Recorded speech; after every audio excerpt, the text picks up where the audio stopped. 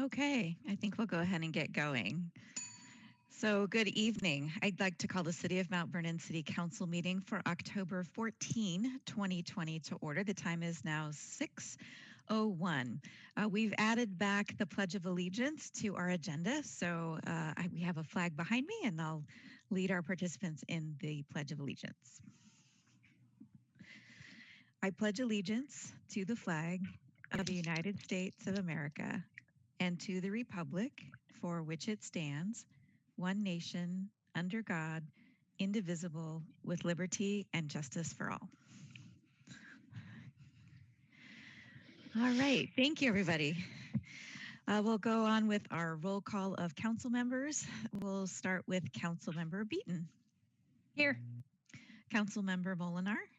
Here. Council Member Holst is excused this evening, but may join in late. And if he does, we'll acknowledge him at that time. Council Member Hudson. Here. Council Member Carillas. Here. And Council Member Brocksmith. Here. All right, thank you. Moving into our consent agenda tonight, we have 3 items: the approval of regular council meeting minutes, payroll checks, and claims. I'll move to approve the consent agenda. Second. Thank you. Motion by Mary and a second by Iris. All those in favor, please indicate by saying aye. Aye. Opposed, same sign. Motion carries. Thank you.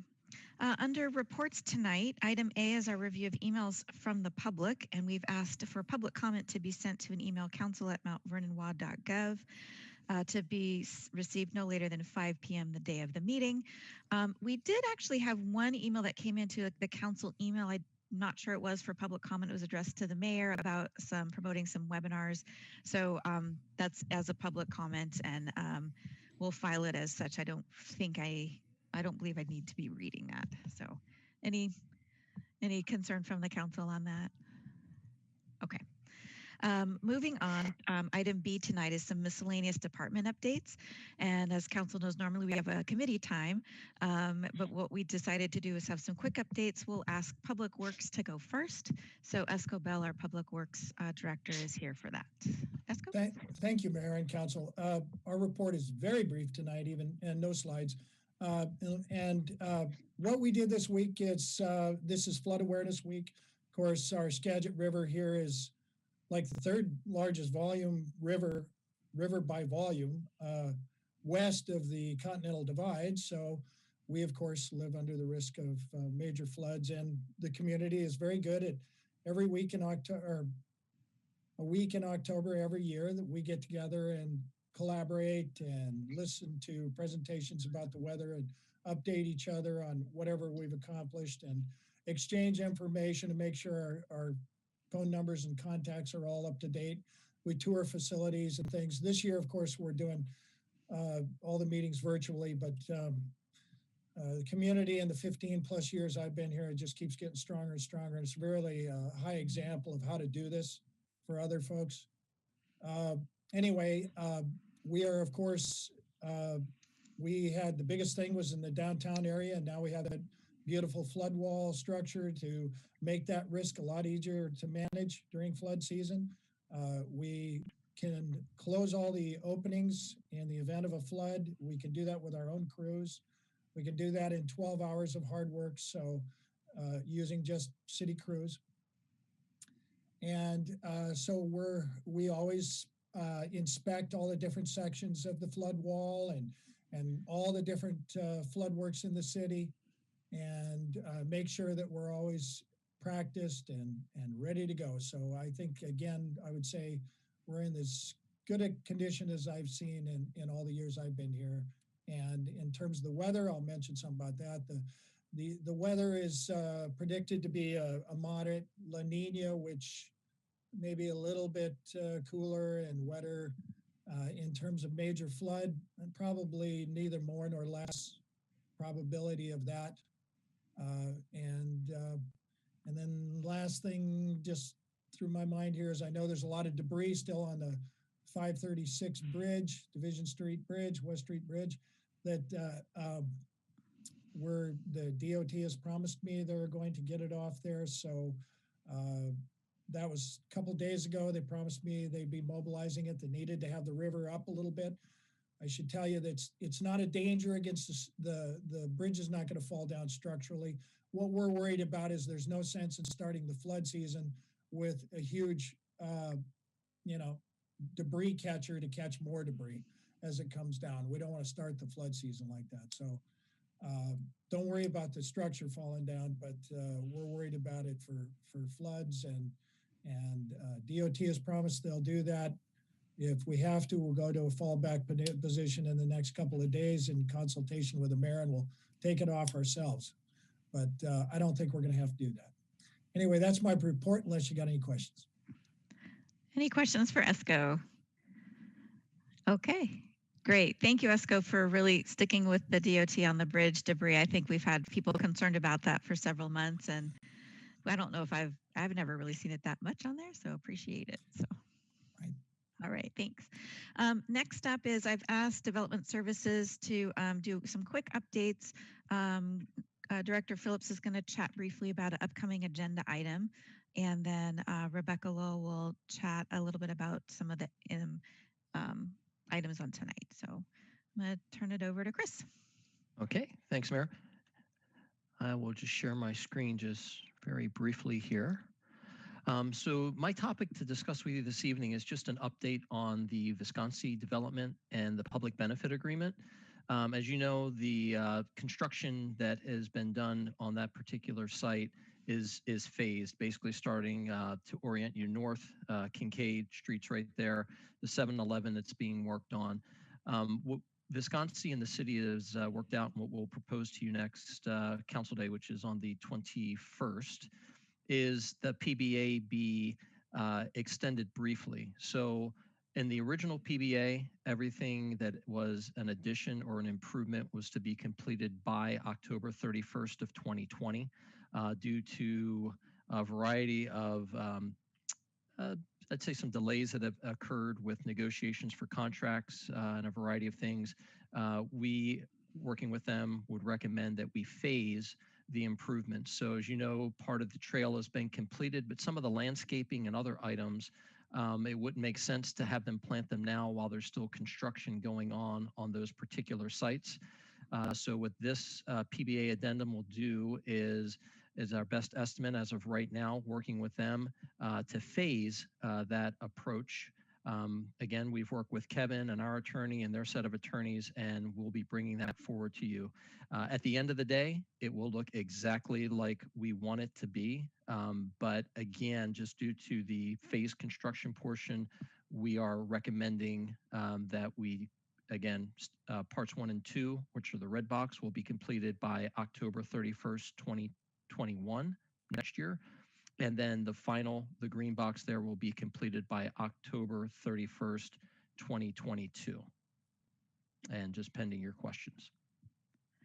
So Chris will, of course, put together a staff memo and have the agreement for you, but it just, if you have any questions between now and when you receive that, I just wanted you to know that Chris is the person to chat with, and so it's not just all of a sudden on the agenda. So, okay. Okay, great. And then Rebecca, just a quick few minutes for her on maybe some questions on the agenda. So Rebecca?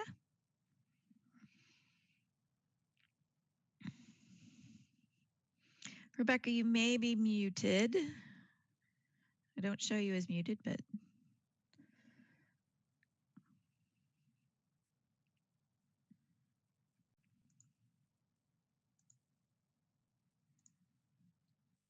Try it again.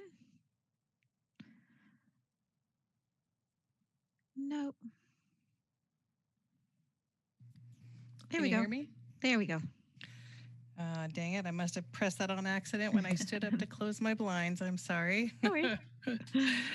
So just briefly wanted to go over this. Can everyone see the screen, what I've got up here? Perfect. Because I get this question every now and again, because there are different types of projects that our department will have more conversations with council before we bring them to you than others. And I know for many of you, we've talked about this a few times, but I always think it's a good reminder. And it is something that's complicated. For as many years as I've been doing this, I still have to go back and make sure I know. I always think of them as different rule books. Which one am I operating under with different types of projects? Because it's very important. So in like big picture, when I'm looking at projects, either we're bringing non-legislative issues to you or legislative issues to you, which you see at the top of the screen there. The best way to the distinction between the two legislative issues are your purely policy issues. Those are your comprehensive plan amendments or your code amendments. Because they are policy issues, we have many conversations with council. We have conversations with you outside of official hearings about these types of items. But flipping over to non-legislative issues, as staff, we have to be careful. And of course, as council, you need to as well, because we're dealing with property rights mainly. And so those types of projects are our subdivisions, our rezones, our CUPs. We've got one of these items on the agenda tonight. And really notably, when council is acting on non-legislative issues, although there's a number of things you need to keep in mind, one of the main ones is just the appearance of fairness, to make sure that you are conducting a non-court hearing, and you need to make sure that what you're doing is fair and unbiased, and really, and it's a state law. Most of you know that. You've got to take training on that. But big picture, I just wanted to make sure that you realize that that's why we have different types of communication with the council. And maybe something when it comes up, you may think, oh, I haven't heard about this project before. That's because we shouldn't be talking to you about those types of projects, because you are reviewing it differently than you would a policy issue. So, and with that, any questions? Okay. I asked Rebecca just to do a quick update, because I get confused as well.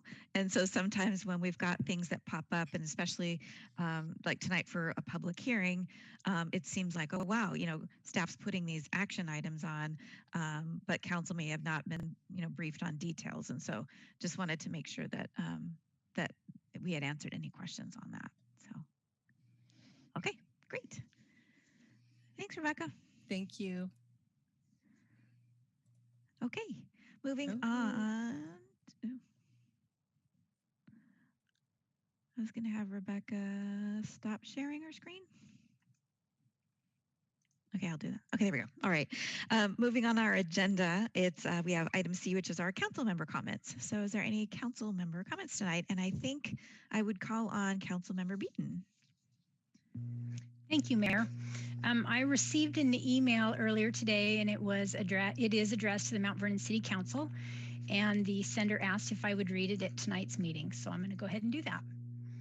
Thank you for your service to our community. These are difficult times, and I am constantly amazed at how our community continues to pull together. I am grateful for you and others in community leadership roles who are stepping up to meet the many challenges we currently face. Thank you so much for your courageous leadership. Last week, I received a phone call from Mayor Boudreau and Peter Donovan indicating that the Mount Vernon City Council had designated a CARES Act grant to YMCA Oasis. Thank you for your decision to support vulnerable youth in our community. YMCA Oasis provides emergency and respite shelter for teens ages 13 to 17 and a drop-in center with positive youth programming designed to support healthy decisions and behaviors. Additionally, YMCA Oasis holds a commerce contract to provide outreach to youth and families in Skagit who have been identified in their schools as potentially at risk.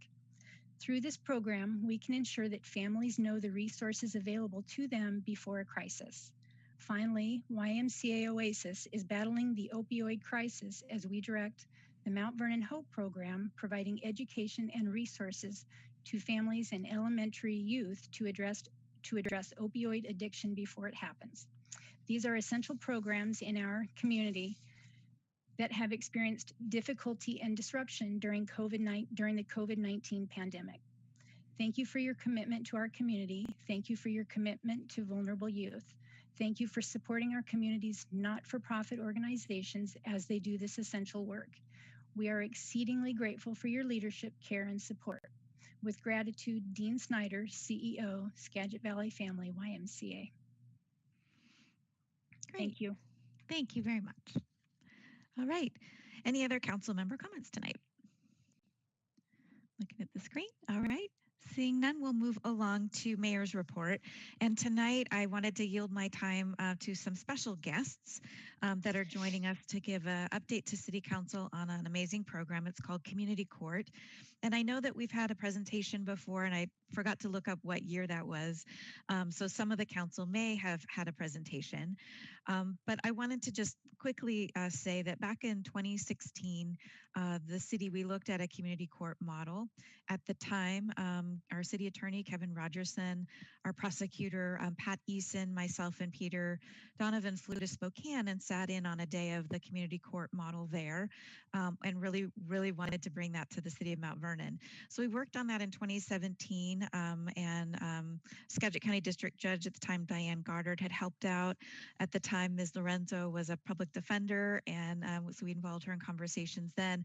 And unfortunately, just trying to find budget to do it didn't work. So I am so excited to have Ms. Carol Lorenzo here to speak with you, and especially Skagit County District Court Commissioner Jennifer Housen, who has really spearheaded getting this program going. I'm not going to steal their thunder on how they made it happen, but we are just super excited. Some funding for this is included in our budget we'll be talking about tonight. So with that, I'm going to turn it over to Court Commissioner Jennifer Housen. Thank you, Mayor. Thank you for inviting us here and esteemed council members. I am Jennifer Housen. I was assigned, this is in my 4th year of serving the district and municipal courts. In 2019, I served the entire year in Mount Vernon Municipal Court.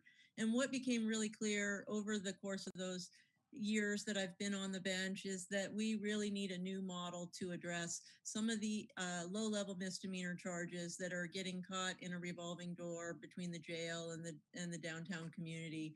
And so we have been working hard for many years to pull this all together, and we are pleased to say that we have launched Community Court in Mount Vernon Municipal Court.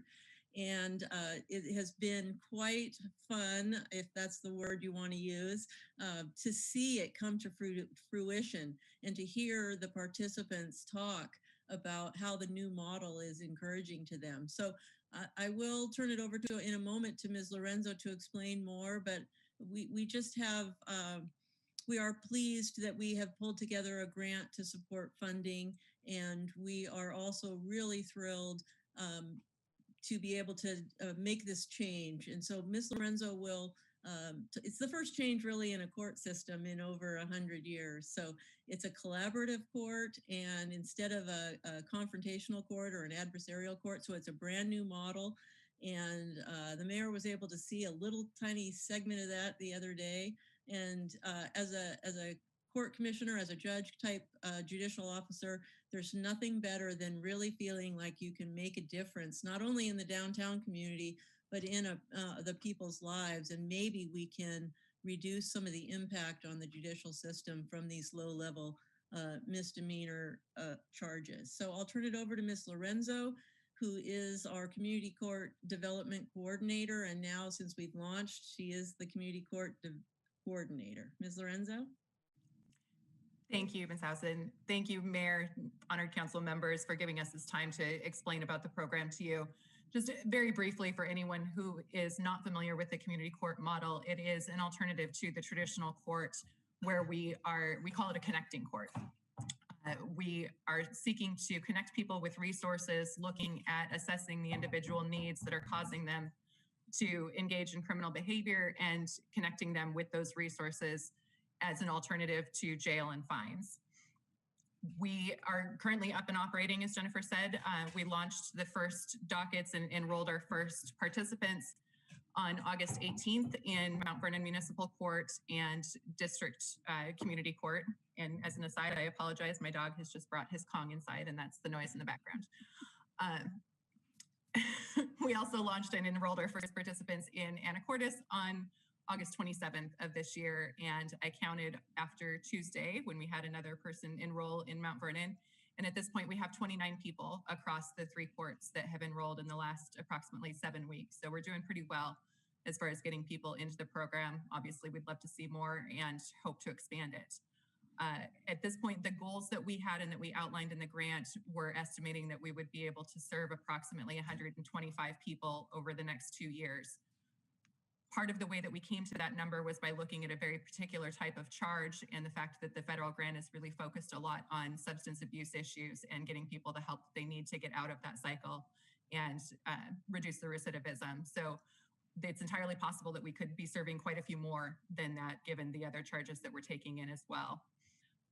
As far as the grant goes, I'm going to share my screen here for a second.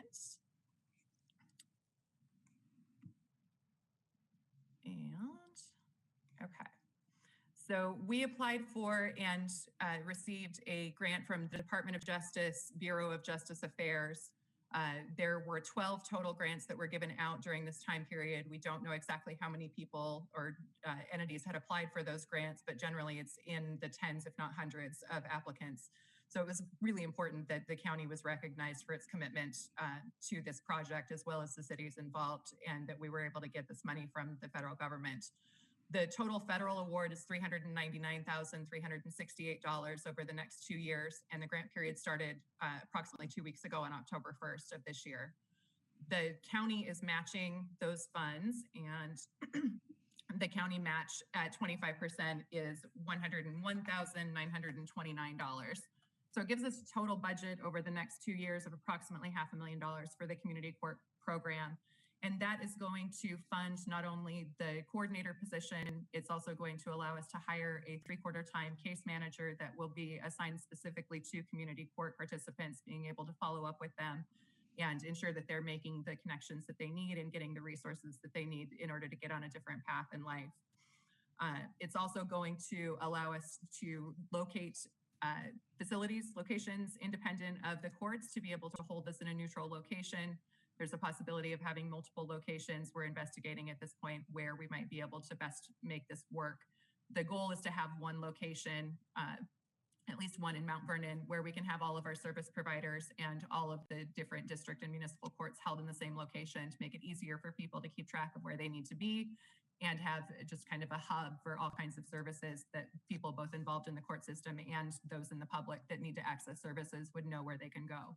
And if I can just interrupt here, just to point out that the whole point of the court is to do a very quick on the first court date connection between the person charged with a misdemeanor offense with the service provider. So it's a very quick, immediate handoff to the service provider to meet the needs of the person.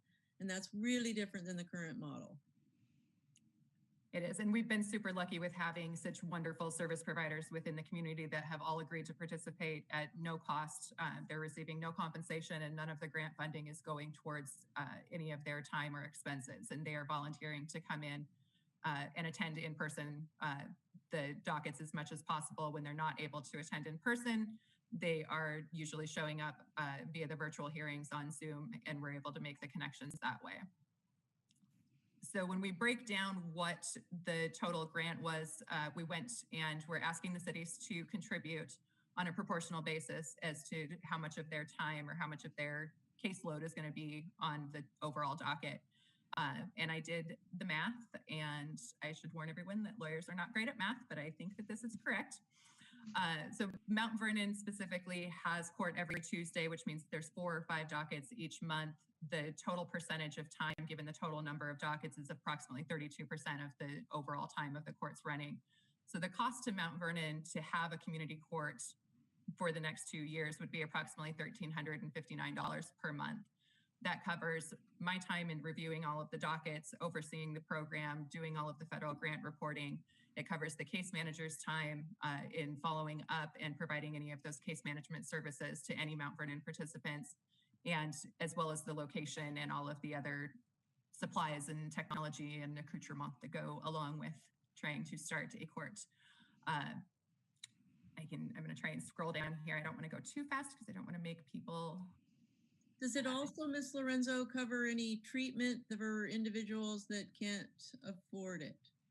So it can. There is a section of the budget that has been set aside for what we call recovery assistance. So people who have been diagnosed with a substance use disorder and need some assistance, either paying for treatment, things that their insurance won't cover.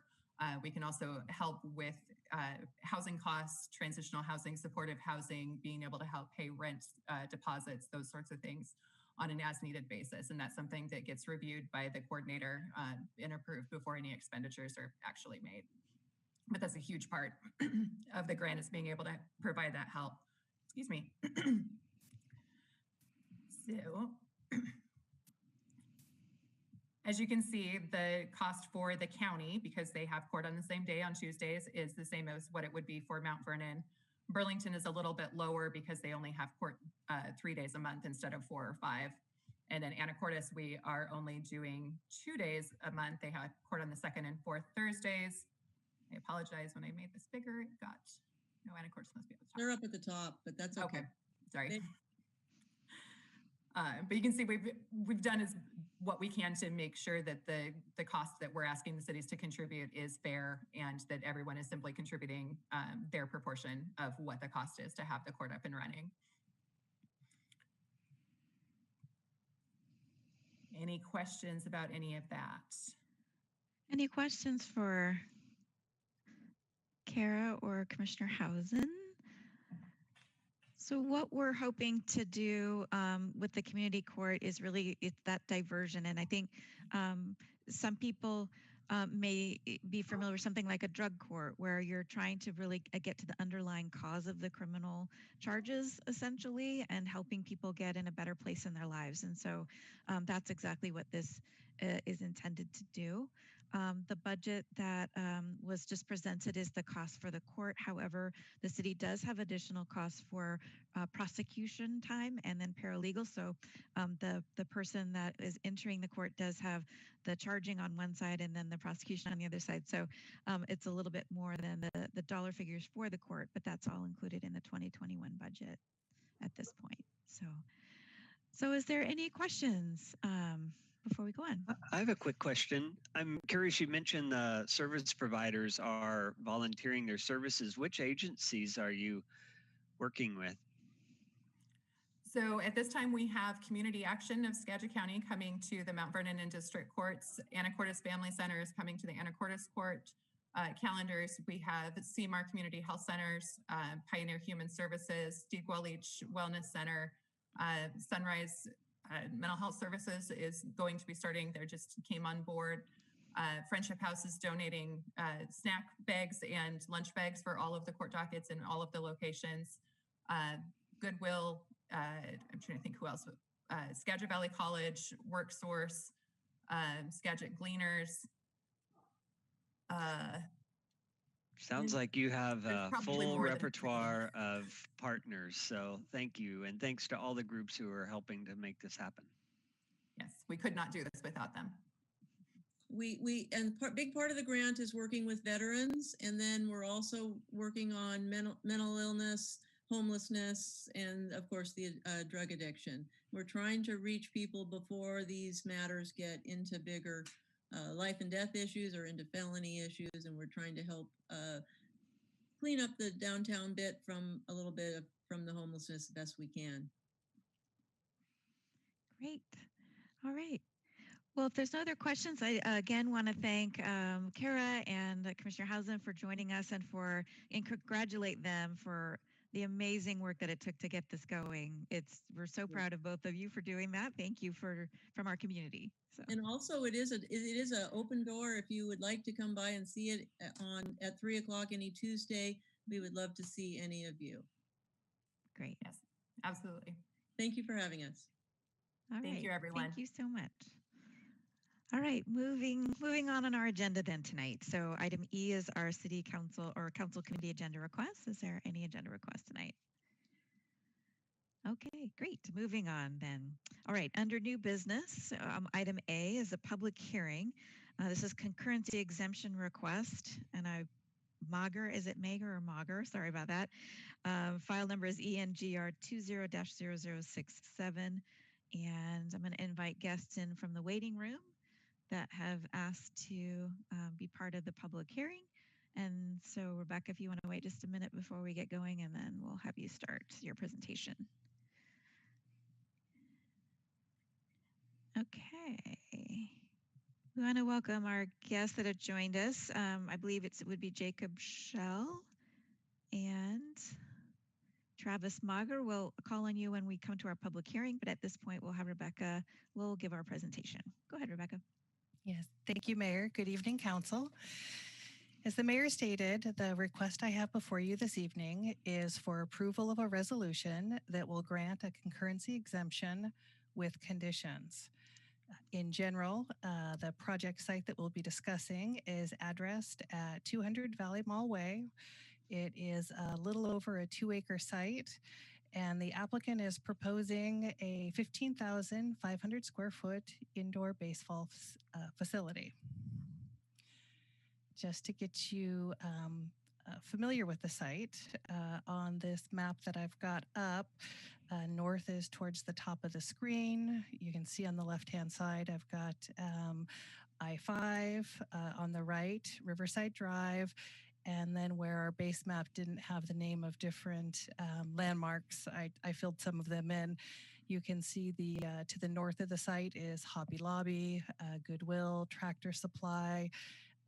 Directly to the east of the site, we have the grocery outlet, and then directly to the west of the site, we've got a Rich's hot tubs. I'm not getting the name quite right at the new business there, but it's where the old Goodwill used to be. And you can see that I've identified the site on the screen here. And then I'm going to switch from this view to an aerial view, which is partly why I wanted to show you the other map first, just because this is an unusually shaped site. Again, if I scroll back up here, you'll see how the site jogs. It's not, of course, a perfect rectangle, so it can get a little confusing when you're looking at this site on an aerial. So really the aerial map that I have displayed now is the exact same map that I just had up for you. I've just put an aerial image on top of it, just so you could see some different landmarks. And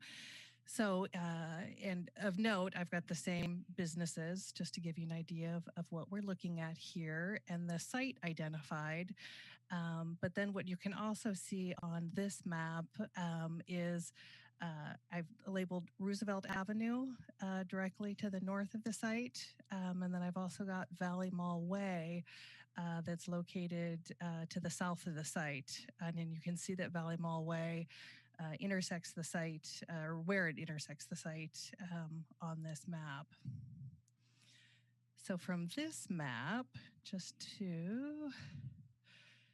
thought this was probably the best image, but I also thought if I started out with this, it might be a little confusing about what the site configuration looked like, and really what I was going to be discussing with you. So as you can see here, this is the exact same aerial image. I've just zoomed in a little bit and just given you a better idea of where the baseball facility will be located. I'm sure most of you, like me, have driven back through this area many, many times and seen the grassed area where the proposed baseball facility will be. And you can see the site there that this property actually already has. There's a parking sharing agreement between many of these commercial businesses there, which is how the baseball facility can be located there. And then they share parking with some of the other nearby businesses. Which you can also see really clearly on this map is where the Roosevelt extension will go someday, according to our comprehensive plan. So our comprehensive plan has had a extension of Roosevelt in this location for many, many years. And you can see I've just labeled it here for you. what's really was interesting to me when we received this application was that because I see the Roosevelt extension labeled on all of our comprehensive plan maps, I always assumed that that was something that the city had right of way for. But we don't. And actually that is just it's privately held property that runs from Riverside Drive all the way to the west there, which is, it happens, but it's a little bit unusual. And it's a good example of why when our department receives applications, we require title reports. And so those are one of the very critical things that that we look at to see, where's access, where will vehicles be traveling to and from the site. Even though there isn't a public right-of-way where Roosevelt will go someday, this property does have access. Its legal access right now, although, is off of Valley Mall Way that you can see further on the south of the site. So this is just a very interesting fact pattern, but not really, the fact pattern is unusual, but when you get infill sites like this, just over the years, I found that something usually throws you a curveball. Something's just a little bit different when you're the last vacant piece of property to be developed.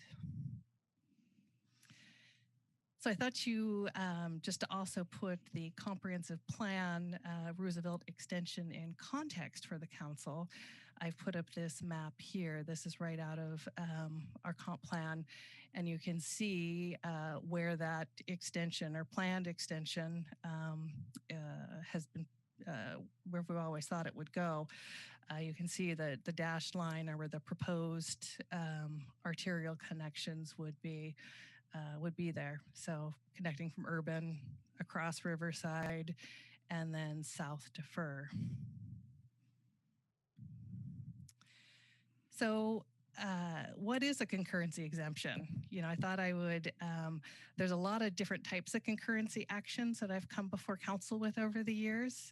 This is not one of them. I've actually never been before council discussing this type of an exemption. So I wanted to just give you the authority that's in our code that states that the city council may grant a development an exemption from all or any portions of the concurrency level of service requirements upon adopting a finding that the development proposal provides overriding public benefits. So, of course, that begs the question is, what would make this development different than any other type of a development that as staff we would ordinarily process, apply the code, and move forward. These were really the highlights of what you saw in my staff memo and in the resolution before you, is that this is an infill commercial lot that's surrounded by existing businesses. That no city right-of-way is available for Roosevelt Avenue. And then, unfortunately, making it worse is that Valley Mall Way, which we could have looked at to say, well, if Roosevelt, if we don't have right-of-way there, let's look at Valley Mall Way.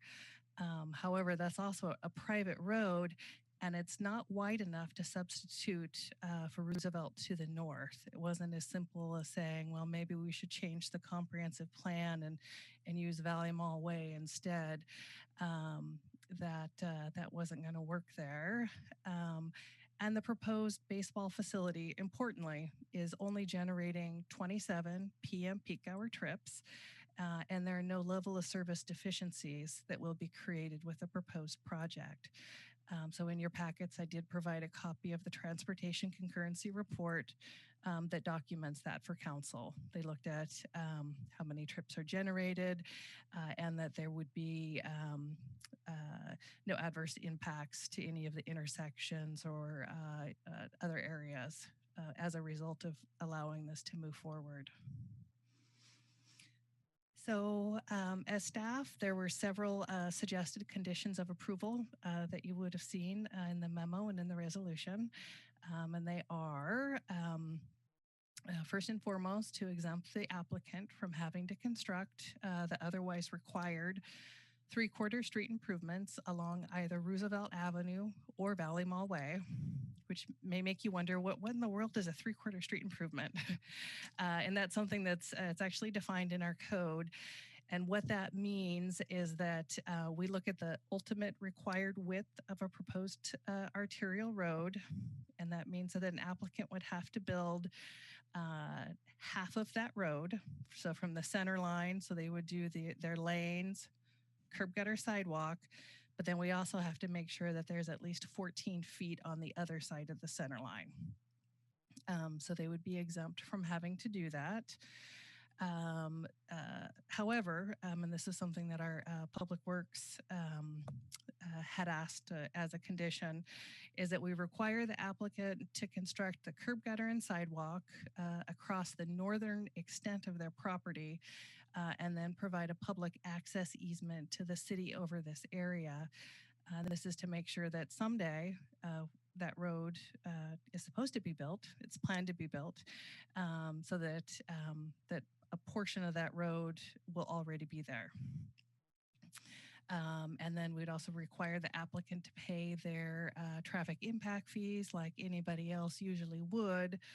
However, I thought it was important to point out, though, that the applicant can qualify for traffic credits for the improvements, the curb gutter and sidewalk that they make there. That is something that they would get credit back from the city.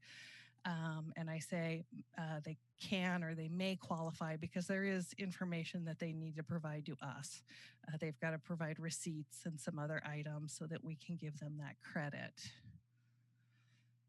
So with that, staff finds that the applicant has completed the procedural steps for the concurrency exemption resolution before the City Council. We find that it complies with the Mount Vernon Municipal Code, and we are asking that Council approve the concurrency exemption before you. Okay, so this does have a public hearing. However, before we open that up, I just wanted to see if there was questions for staff from council before we do that. Any questions? I have one, Rebecca. Go ahead, Gary. When you show that first map, does the Valley Way, does it go all the way to what was the name of the Rich's business? So Valley Mall Way. Or does it stop right there? It stops right here. Okay, so that it's not like they're coming across the road that goes into. The people are going to have to take a right when they get to the site and then go up to Roosevelt and then come back down around to Rich's place. Oh, on the sorry. So you mean the comprehensive plan map? Is that, or this one here where Valley Mall Way? Yeah. I don't know. Can you see my cursor? I don't know. Yes. Okay, perfect. Yep. So you can see that. So Valley Mall Way runs here, and then it stops right here at the site. Okay, but right now, does it go all the way through to Rich's or not? Are we going to become? No.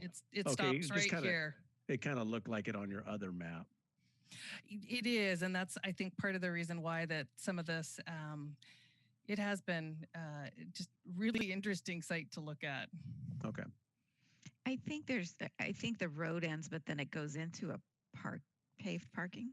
So that maybe is what we're confusing a little bit. Yeah. Exactly. It looks like it looks like a road there. Okay. That's the only thing I was asking about. Okay. Thank you. Okay. Any other questions before? Okay. With that, then I do believe we have two people on our Zoom that are here to make, or they're invited to make a public comment for the hearing. So I guess I'll call on their names and ask if they would like to make a comment. And that would be the first is Travis Mager or Mager. I apologize if I'm not pronouncing that correctly. Would you like to make a comment? It's Travis Major. Major. Okay. Sorry about that. Odd spelling. I'd just like to thank everybody for your time and effort and energy into finding a solution for this and having another avenue here to hold these meetings since we can't be in person. It's an odd way of doing things, but it's great that it's able to be done this way. Again, I'd just like to thank everybody for their efforts in trying to find a solution for this, as it has been a very odd circumstance we were not foreseen when we bought the property. So just again, thanks. Okay, thank you. And then Jacob Shell, is that correct? If you would like to make a comment? No, I don't have any comments to make. I'm Travis's architect and just listening in tonight. Thanks. Okay, all right, thank you. All right, then with that, we'll go ahead and close the public hearing regarding this concurrency exemption request. All right, it's a complicated issue. So are there any questions from council? I know Rebecca provides very detailed memos, but any questions? Well, what's the number on the resolution? 983. 983. Yeah, in looking at this, it's just kind of common sense stuff, and I really appreciate that we're heading in this direction with this. I think it'll be a great addition to Mount Vernon, and I would move to approve resolution 983. Okay. Second. Okay, motion by Gary and a second by Melissa. All those in favor, please indicate by saying aye. Aye. All right, any opposed? All right, motion carries. Thank you for our guests for joining us. We'll have you can stick on if you want to listen or drop off. All right. And thank you, Rebecca, for that information. Appreciate it. So item B tonight, we're moving on to our project acceptance of our 2019 sanitary and storm sewer lining project. And Bill Bullock, our city engineer, is here, and I'm looking for him on my screen. Oh, there he is. Hi, welcome, Bill. Good evening. So this is requesting a motion for project acceptance for the 2019 sanitary storm sewer lining project that was within situ form. This is being done this late is what it seems to be, is that they had problems giving us video camera logs of all of their work. That's the equivalent of as-builds for a project like this. And they were having problems with their resolution originally, so it took us some time. The project was completed last year, but we don't finalize the project till we have those videos because they're very important to our maintenance crews. We use them for a variety of reasons. So with that, I would ask if council has any questions, and if not, we would recommend that we accept this project as complete. All right, any questions for Bill? I don't have any. I'm sorry, go ahead, sorry. Melissa. I was just going to say I don't have any questions. I was just going to move that council authorize the mayor to accept the work completed by in situ form technologies. I'll second. Right, thank you. Motion by Melissa and a second by Mary. All those in favor, please indicate by saying aye. Aye. Any opposed? All right, motion carries. Thank you, Bill. Thank you. I thought you guys actually thought this was interesting and were going to ask me questions, so that was kind of cool. Thank you. It's good. You do good work every year, so it's good. All right, moving on. Item C tonight is council member healthcare resolution, and our human resources manager, Erin Cater, is here to present. Erin. Hello, good evening. I'm here to talk about the resolution for medical insurance for council members again. I believe you've all had a chance to read it. And this resolution just allows for council members to participate in the city's health insurance program at their cost. Any questions? Any questions for Erin? All right. This would, this would also be a resolution. So it means 984. I will make I would like to move to approve resolution 984. And I'm happy to second. Thank you. Motion by Mary and a second by Richard. All those in favor, please indicate by saying aye. Aye. Aye. Any opposed? Motion carries. Thank you. Thank you so much. All right. Item D tonight is the approval of the CityBase Kiosk Master and Hardware Agreements. And our Finance Director, Doug Bolesky, is going to join us. And there he is. Thank you, Mayor and council members. Tonight, staff is requesting that council authorize the mayor to enter into a master and hardware agreements with CityBase for the purchase, installation, and services of an outdoor kiosk bill payment system. We've been talking about this for the last few weeks, so I'm not going to go into a lot of detail here again. But one of the things that did come up that I just wanted to point out is that we did find some information that these kiosks can accommodate multiple city, county, state, and utility payments on a single device, and such as utilities, parking tickets, even property taxes and other billings. So the system does independent workflows that works for keeping all transactions separate and routed to appropriate agency and validated to each individual financial system. So the city could also share, excuse me, share the cost and the maintenance cost of this down the road if that is something that council chose to do in the future. Council did approve the funding for this purchase from the CARES Act coronavirus relief funds for a total cost of $84,825.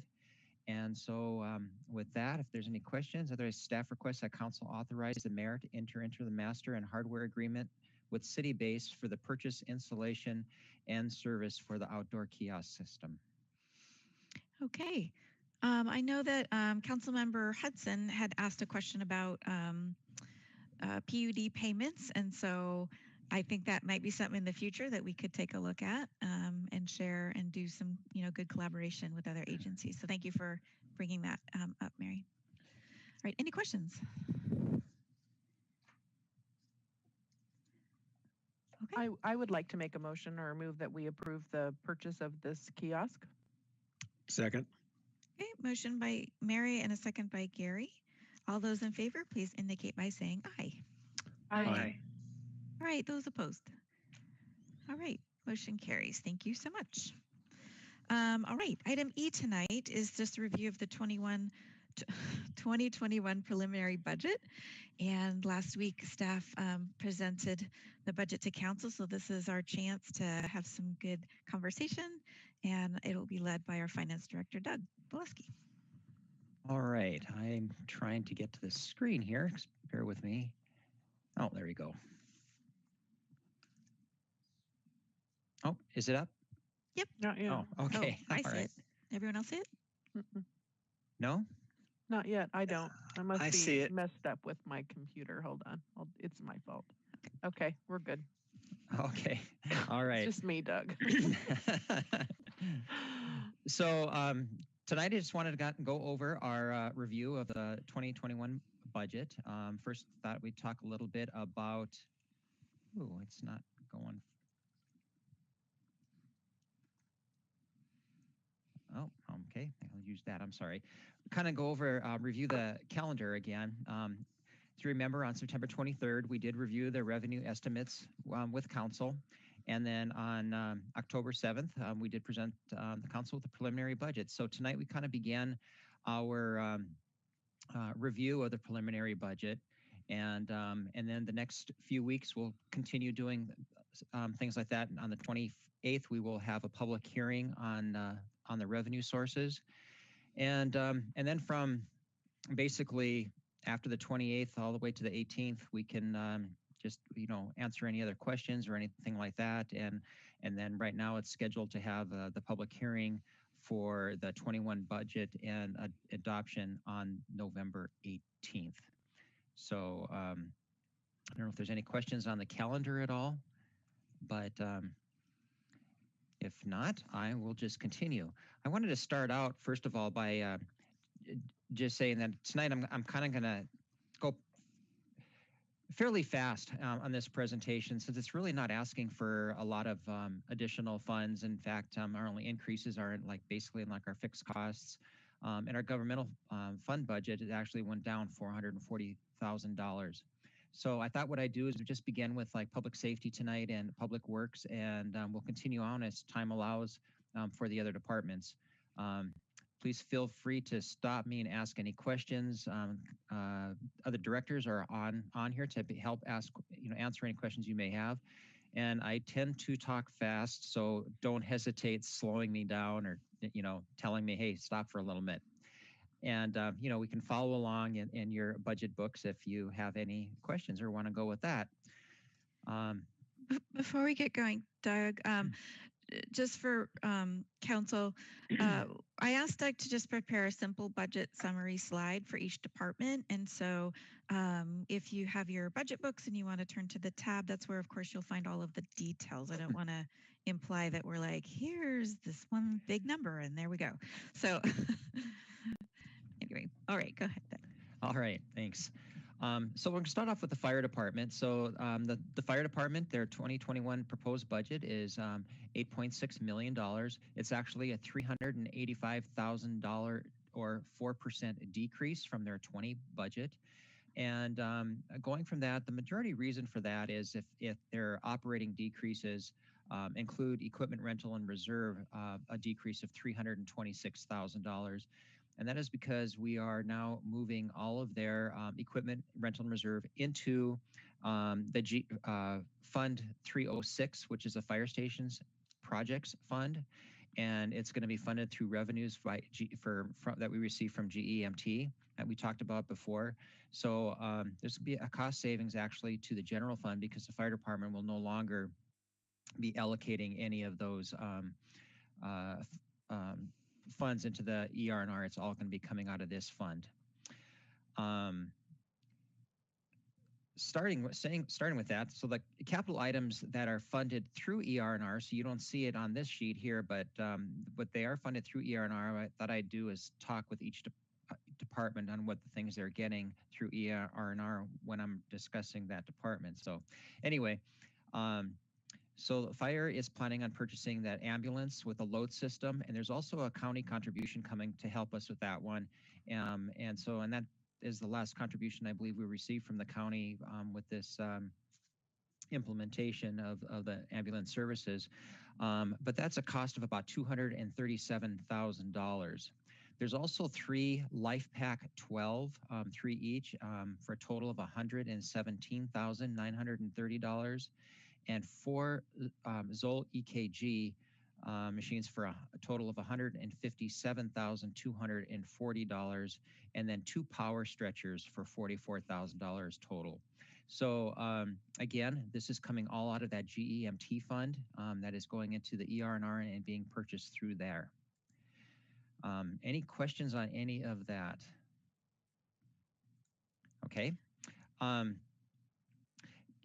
Capital items funded through the fire impact fees, there's just the $25,000 that we normally have with a fire hydrant replacement. So there's $25,000 with it going to that.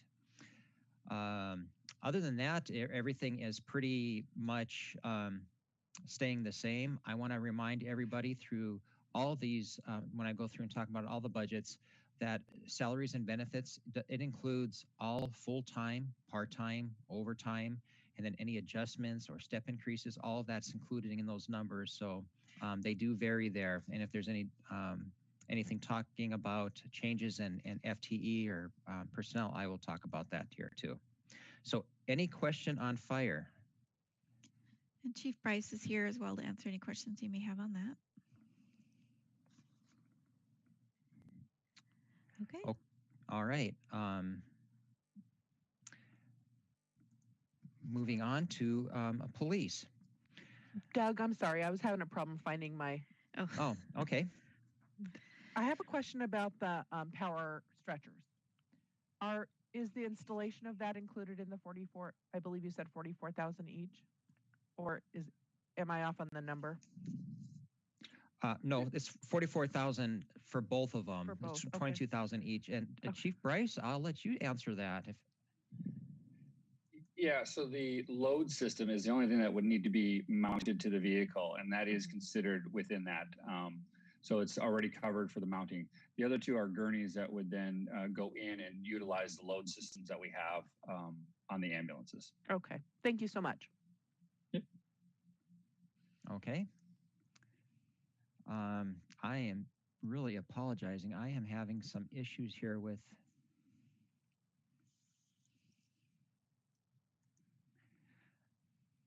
All right, we'll continue on with police. Just don't ask me to go backwards. It looks like I can only go forwards today. So for the police department, their total request is $10,975,000. That's a total increase, a 3% increase of $310,000. The majority of that is all through salaries and wages and benefits.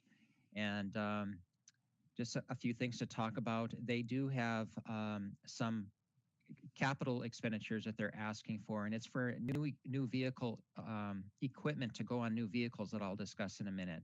So just the equipment to go on the new vehicles is a total of $26,184. What they're funding through ER&R is 4 Ford Interceptors. They're two for patrol, 1 for admin, and 1 for the detectives. They're also requesting 1 Chevy Tahoe for the K9, and then 1 Chevy Express van 2500 for the CSO.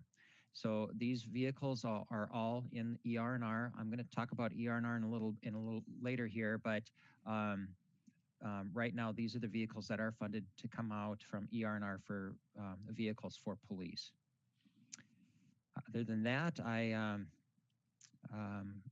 for both police and fire, I guess I should talk about, and actually all the budgets, and I won't bring it up again, is for all other budgets, we did get rid of basically of all travel, except for police and fire. We left non-essential travel, like training and stuff that is required in there.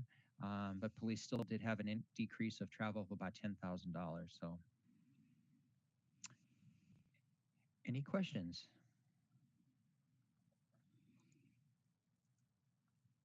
Okay, moving on to Public Works. Nothing too exciting to talk about here. The only changes are there, the increase for salaries and wages and the benefits. By the way, benefits, just want everybody to know that there was an 11% increase in medical benefits costs for the 21 budget. So that's included in these. That's why you're seeing those benefit amounts increase there. Other than that, not very much change in here for ESCO's Public Works Engineering Group. Their ER&R went down about $7,000, and then we reduced their travel by $22,000 out of there. So anything with Public Works? Doug, I gotta ask, I can't find my Public Works tab in the binder. What am I missing? I'm sorry, you probably look under engineering. Oh, look, there it is. Okay. Sorry about that. Okay, now I'm going to have to ask you to repeat yourself, please. Oh, okay. Let's see. ESCO was kind of boring this year. There's not much in there. It's just salaries and wages and benefits increase. They have a total increase of $36,000, about a 4% increase. As far as operating costs, those are actually going down by about $9,000, and that's from $7,000 for ER&R, and then their travel was taken out for $2,200.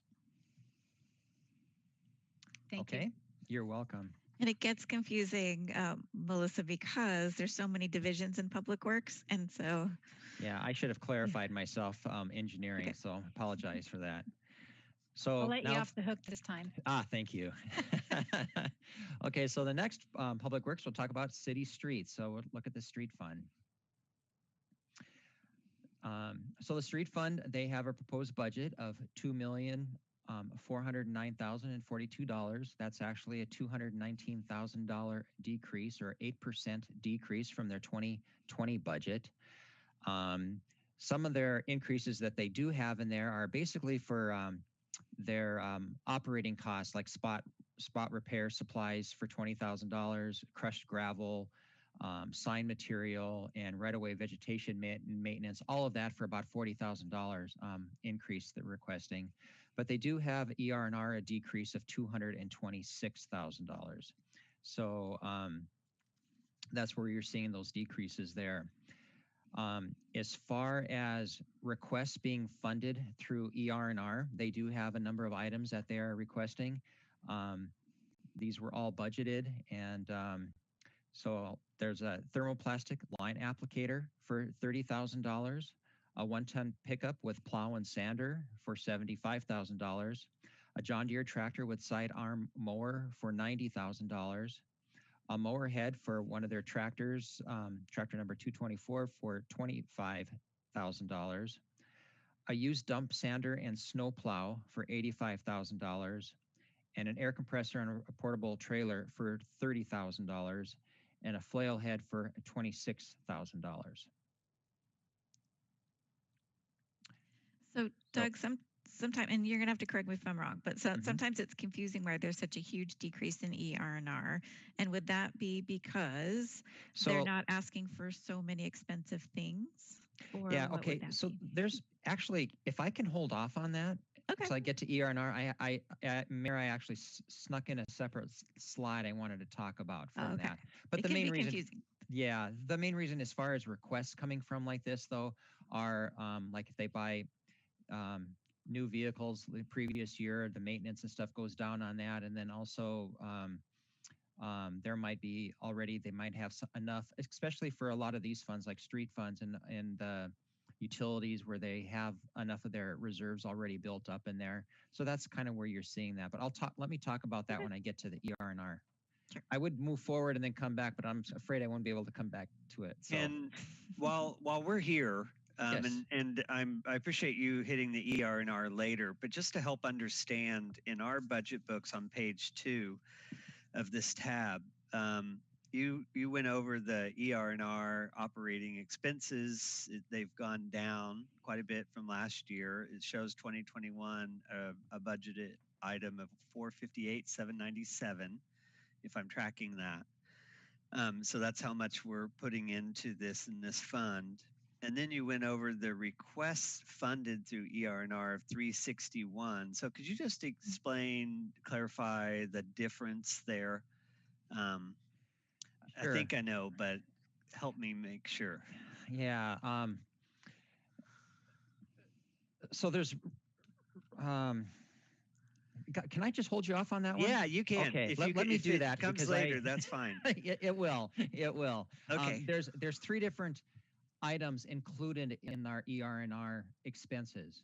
So that's what I wanted to go through and then kind of explain it. But basically, what your answer your question fast here is, so what they're putting into ER&R and their expense lines is actually what their contributions are to pay for the equipment that they currently own, so that they'll be fully funded when it's time to purchase them. What they purchase through ER&R are actually the pieces of equipment that are already fully funded, and they're going to purchase them with those full funds. So that's the kind of the difference. I think that might answer your question. Yeah, it does. It does. And I just wanted to make sure I was understanding the individual pages, and then we'll have the bigger discussion in a bit. Okay. Thank you. All right. Next is solid waste.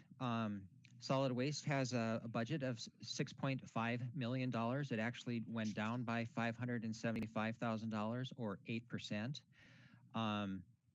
The biggest reason for that is the recycling contract is being renegotiated, and it's actually going back to waste management. So there's a $460,000 decrease in recycling costs, with a corresponding decrease in revenues also for that. But that's the biggest amount that you're seeing that decrease in there. There's also a decrease of $278,000 in ER&R contributions. They did have, we talked about when we raised rates for the pass-through disposal fee from Skagit County, a $93,000 increase for that. And then as far as on the capital side, they have machinery and garbage bins for $90,000. And then they also have a front-load commercial garbage truck being purchased out of the ER&R fund for $425,000.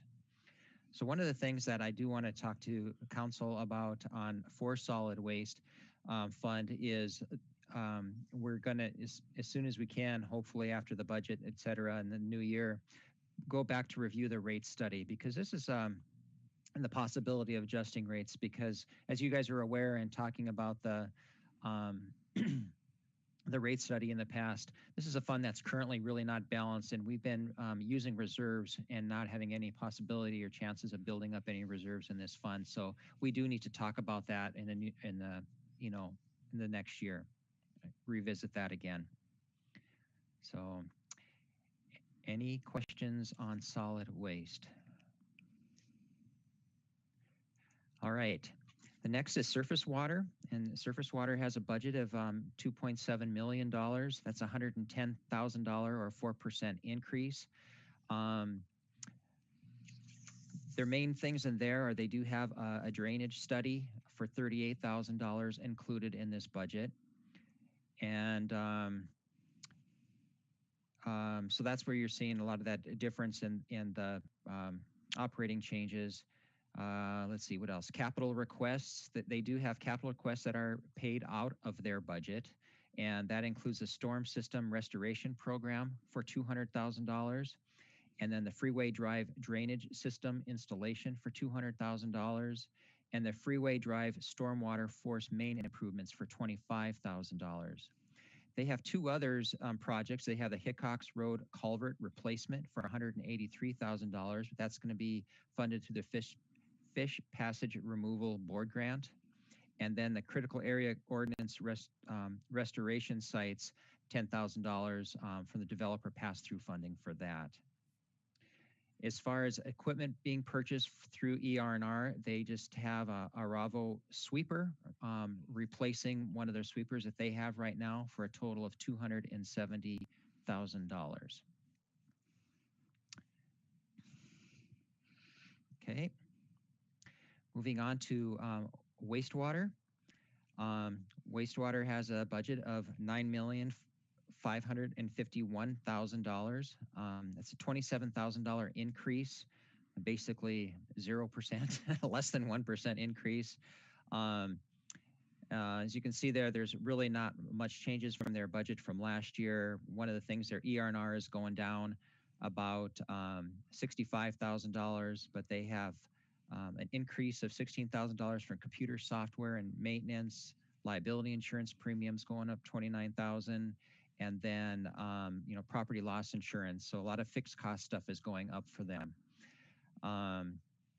Other than that, they do have a reduction of $20,500 in their office plant and furniture communications equipment. So. And they do not have anything that they're requesting through ER&R this year as far as replacing equipment. Okay. So next we'll talk about the Equipment Maintenance and Reserve Fund, or ER&R. So here there's a total of $3,195,000. It's a $259,000 increase, or 9% increase from last year. Their big increase is mainly just, again, what their contribution is into ER&R of $111,000. And then they have some like liability insurance and vehicle insurance, about a $15,000 increase there in some of those fixed costs. Other than that, for capital, now this is where the capital amount there, the $1,968,000, that's for all the equipment that I've been talking about that's being purchased through ER&R. And I know there's I believe it's on page in your books. On page 2, the list of all that equipment that totals to that $1,968,000, which I've been talking about so far tonight, some of that. And so that increase there of $117,000, that's just based off of the increase of those equipment that they're purchasing there.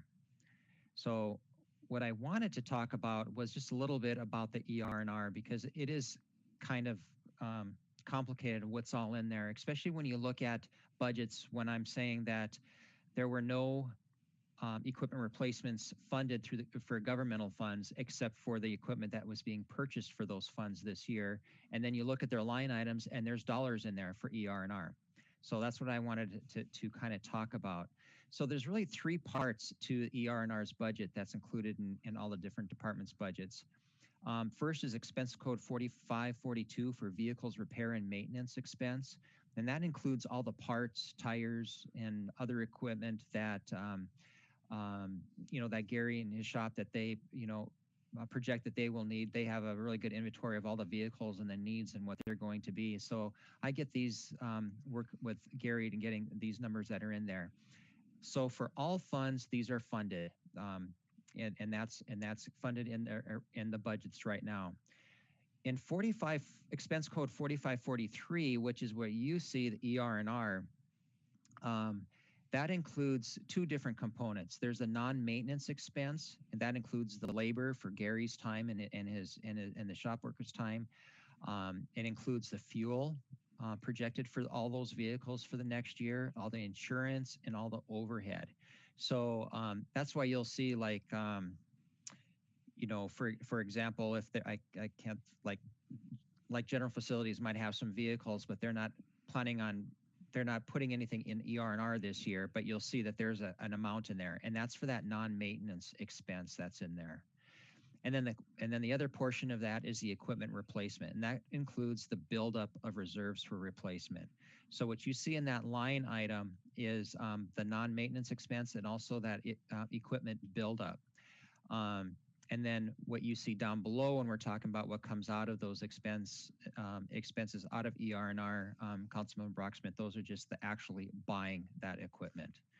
So what I said here for equipment replacement, that it is only partially funded, and that's again because for the governmental funds, only the 2021 purchases are funded. The rest of them are not. But for all the utility funds, et cetera, those are still completely fully funded in there.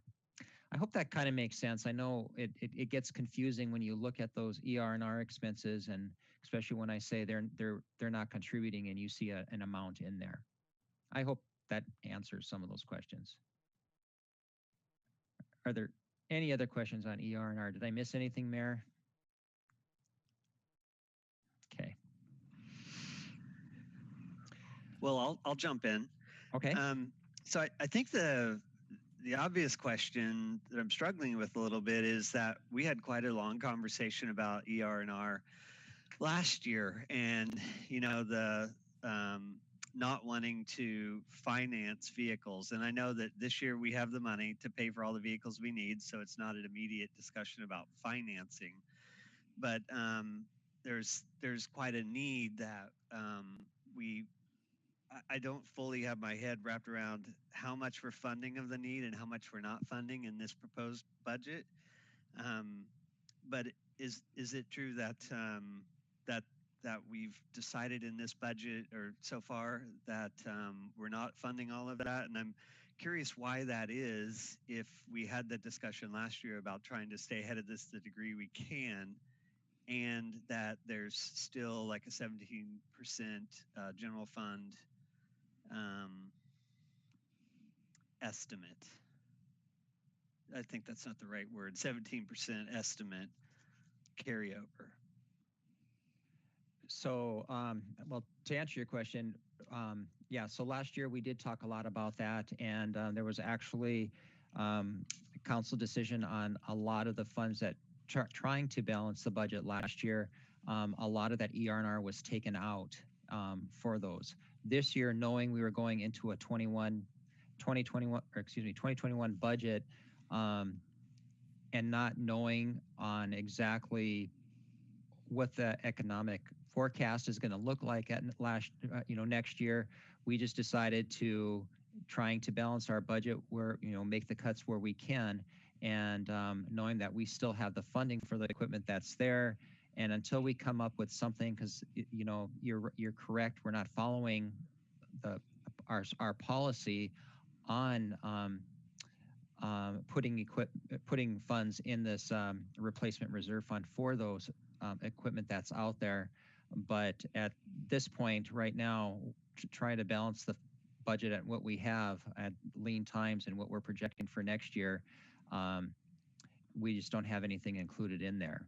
One thing we could do and look at next year, if revenues are coming in higher and we're meeting, all of our expenses and we have excess, that's a decision that we could do. We could even do a budget amendment to move stuff in there. But at this point, just to try to present council with a balanced budget, that was one of the decisions that was made when we went through and we started making a lot of cuts to present council with a balanced budget this year. I'll add on just a little bit too. So yes, the problem still exists that we're not able to save what we really should be saving. However, the good news, at least for 2021 moving forward, is that if council sticks by the decision to use GEMT for capital purchases, you're actually putting 300 and I forgot the dollar amount in from GEMT to those capital purchases, and then ongoing, that could be contributed to pay for those capital items for fire. So this budget does present a way to remedy at least the fire equipment rental fund for purchases that come up for fire engines and the apparatus there. So I think what seems to be mostly not in trouble, but not as ideal is the general fund vehicles. And Doug, correct me if I'm wrong. So it would be things like police, some of the parks, things that aren't in a utility that we, want to continue to save for those purchases. I don't know, does that make sense? It makes sense to me. Thanks for that extra bit, and thanks for the explanation. So, can I ask a question? Go ahead. I'm wondering, what are we doing about fire stations 2 and 3? And, are we looking at doing a councilmanic bond and for those 2 stations? And if that's the case, where is that funding coming from? So we didn't actually add any funding in for projects in 2021 yet around fire infrastructure. And that's simply because we haven't really had that discussion with council and made those decisions and sort of decided. It doesn't mean that we weren't going to continue that work. It just means that to present the budget and until those decisions are made when we would do budget amendments, it was our thought. We just didn't have time to sort of sit down and really have that thoughtful discussion. So we left it out. It doesn't mean we're not willing to work on it. How do we have that discussion around the use of those funds if we're going to use those funds to pay for the fire equipment? Oh, okay. So it's not all is going to fire equipment out of the expected revenue from GEMT. And Doug, you have to remind me about the dollar amount. Mm-hmm. So there is a chunk that goes into just the infrastructure that'll be in that account. So Doug will have to help me on the exact right. number. So what we're estimating that's going into that fund. Hold on a second here. I apologize. I'm going to try to walk you through your book too, if that's okay. So first of all, if you go to the very last section under other funds, and on page 16.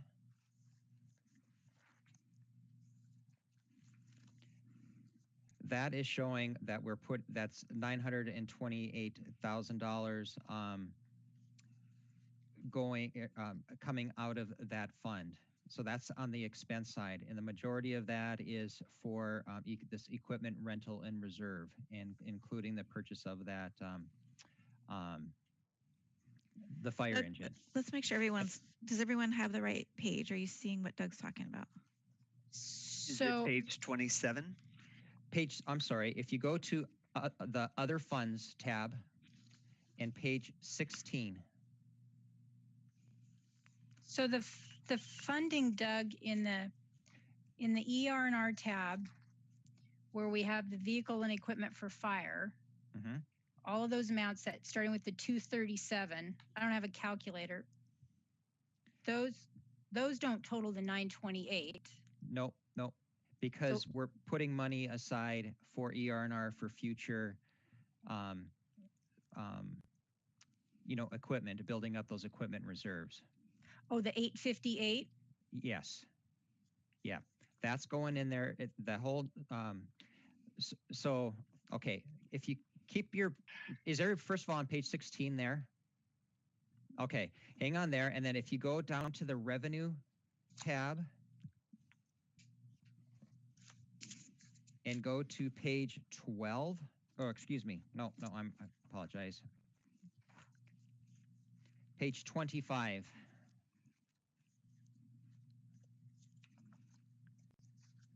You'll see there that there's $1.7 million of revenue that's going into the funds, and that includes $1,577,000 from GEMT revenues, the Skagit County ambulance contribution for $103,000, and then we have Fire District Number 1 contract that's going in there too now. So that's a total of, that's where that $1.7 million. So there's $1.7 million of revenue going into that fund. And then what's coming out going into the GEMT is going into the fire station projects, the GEMT fund. Yes. Oh, got it. Okay. Okay. So that's all going into that GEMT fund. And then we're expending out of there 928,000, which includes 858 going to the ER&R fund, which pays for the equipment that they're purchasing this year, as well as adding reserves into the other equipment that they have. They're going to have enough in that fund, and I know Brian's right there, ready to talk, but they're going to have, those funds are going to continue to build up, and that's planned. I remember the big sheets that Chief Bryce had shown with you, shared with you guys about how we could pay for fire stations 2 and 3. That's all the things, that's all counted for. This is kind of sticking with that plan. But Chief, I'll shut up and I'll let you talk.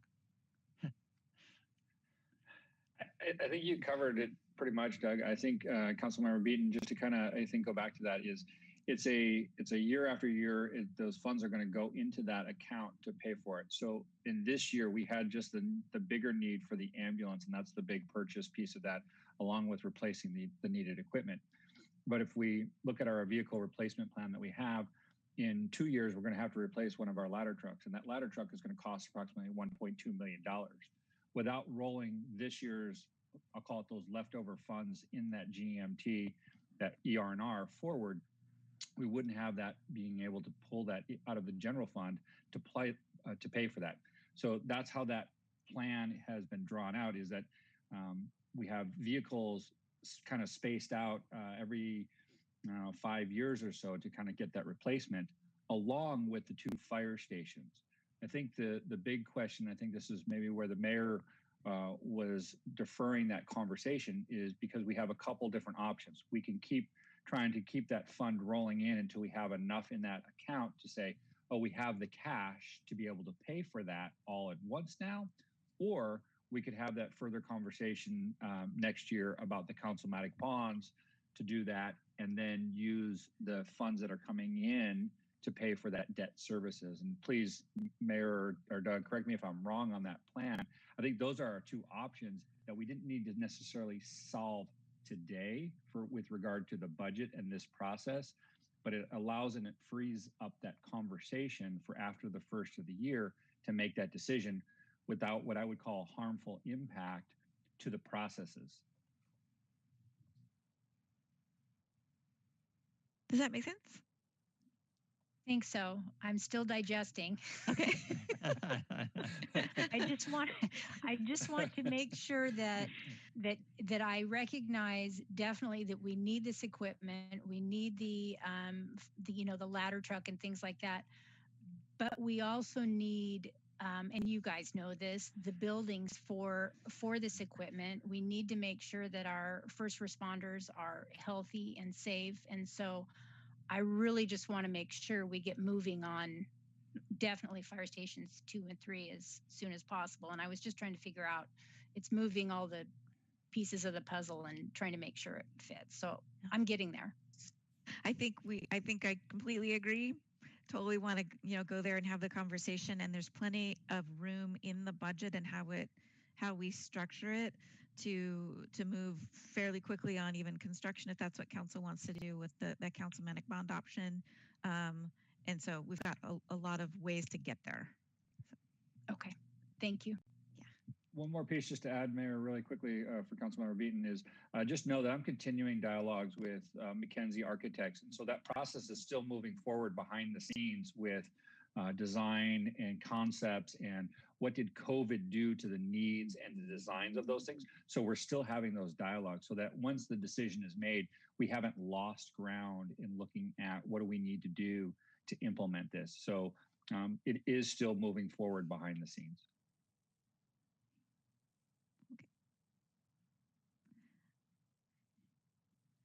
Okay. All right.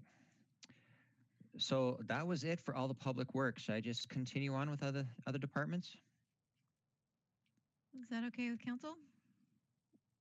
Okay. Okay, I'll keep moving then. Let's talk about the city attorney's budget. So for the city attorney, they have a budget of $697,000. It's a $20,000 increase from 2020. And mainly that is just in salaries and wages and benefits. There isn't, they actually have a $2,000 decrease in operating. So nothing there new that we're requesting for. A city council, you have a budget, city council has a budget of $231,768. And actually it's only going up $112. And mainly that's just a number of things there. The Association of Washington Cities dues increased by $499. Office supplies, just based off what the usage has been this year, we increased that up to $1,500, an additional $1,500. And then as far as decreases, the Skagit County Senior Services decreased by $861. And then we reduced travel by $1,000. So not much of a change there at all. Is the senior service a number does that come straight from the county? That comes straight from them, yep. Thank you. Okay, next we have development services. They have a budget of $2,172,000. They have an increase of $100,900, or about a 5% increase.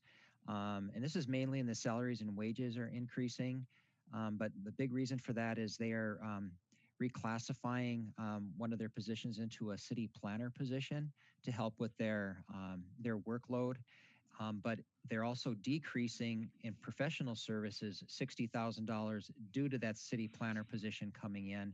So there's actually a net decrease for that for $42,938. Other than that, nothing too much. As far as operating, you know, that $60,000 is coming out for the professional services, and then there was a travel decrease of about $13,400. Okay, so this is one of the positions that we are asking for in the budget for approval for reclassification. So is the for lack of a better term, the HOVE study, what's referenced as the economic study update for 70,000?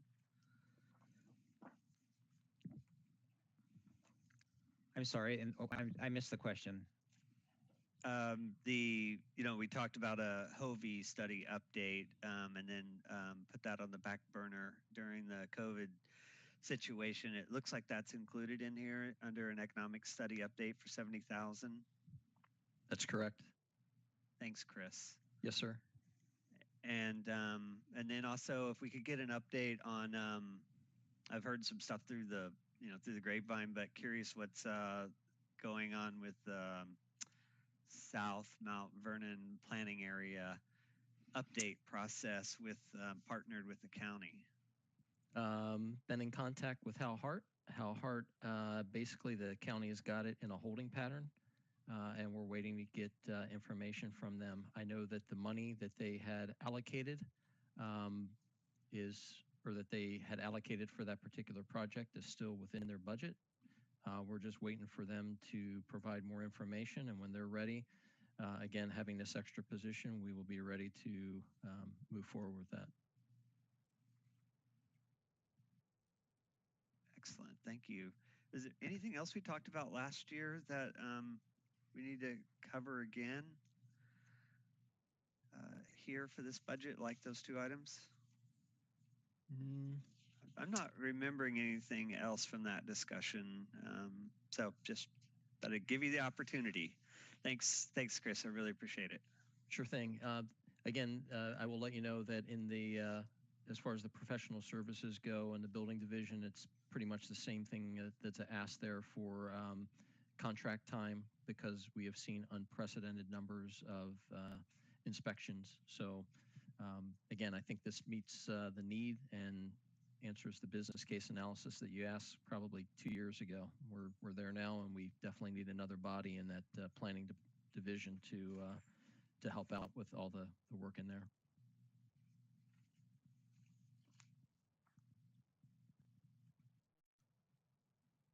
Okay, any other questions? All right, I'll move on to the most important department. So the finance department, our proposed budget is $974,300. It's a decrease of about 3%, or $30,645. One of the main reasons for this is we have a decrease in our salary and wages due to we're not funding our accounting tech position for 2021. There's also a number of things that, let's say, travel, tuition, and registration. There was a decrease of about $11,000. We did have an increase in our portion of for the state auditors, and this increase was also in solid waste and wastewater. It's the wastewater, solid waste, and the general fund pay for that. And there was an increase for our audit for next year. And then I also included bank fees for $8,000 increase. And I know when I said we're moving to the new bank, we were no longer going to have that. But what I did forget about is our banking for all of our bonds. So for our holding and exchange accounts, for when bonds are sold and come in, they all go into a different bank account that we have with a separate bank that we had to keep. And I forgot about those funds that were in there. So we're kind of, we have those expenses this year, and I wanted to make sure that we budgeted for them for next year. So that's about all in finance. If there's any questions.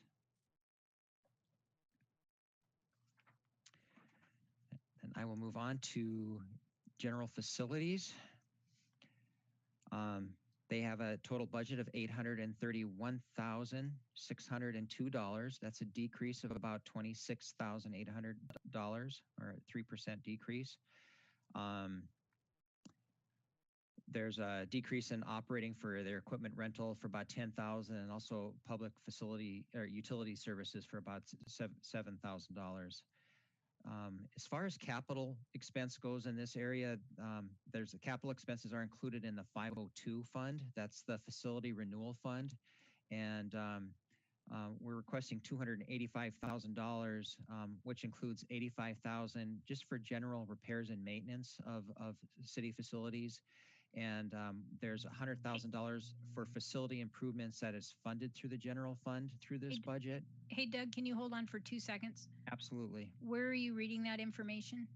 I am just making that up right now. That's it. Let's be careful about the joking statements. People will be recording. No. I don't know if I'm talking about the one. These are one of the other funds that Chris is in charge of. So I just thought I would include it in here. So if you go to other funds and go to page 24.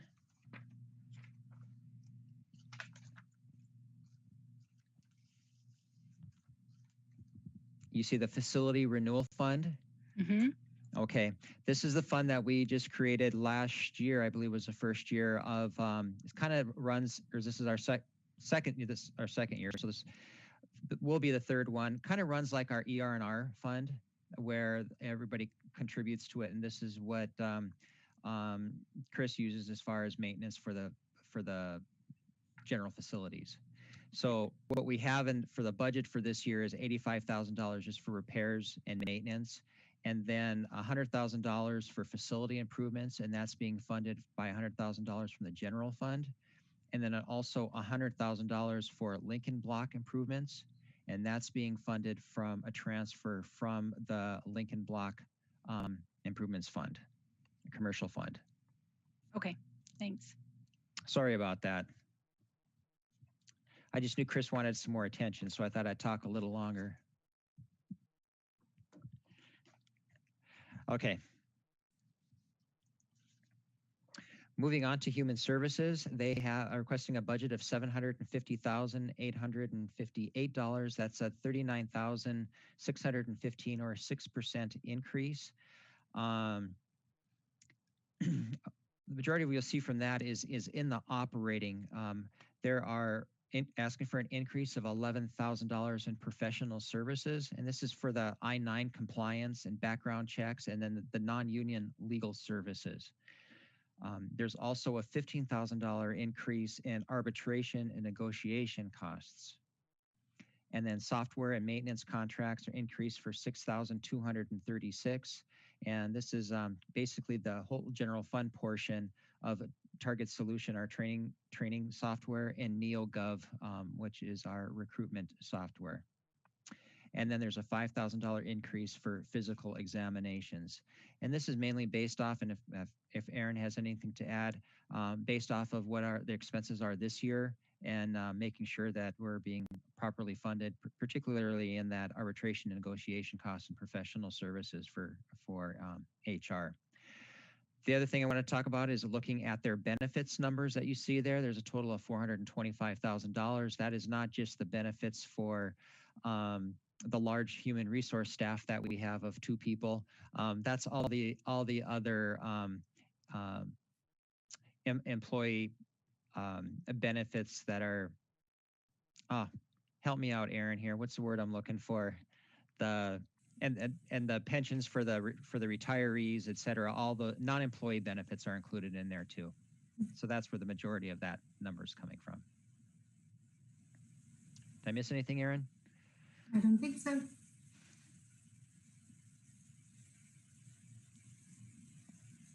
Okay. I will move on then to information services.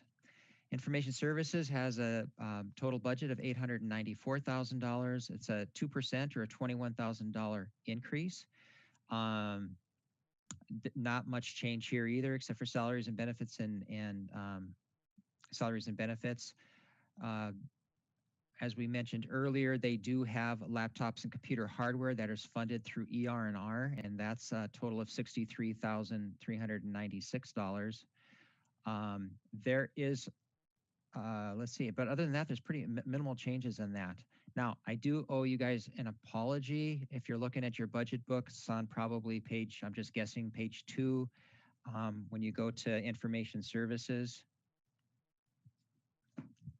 you will see that the summary page says TV 10. And some of you that were so quick to pick up your packets this week, I didn't get them to you.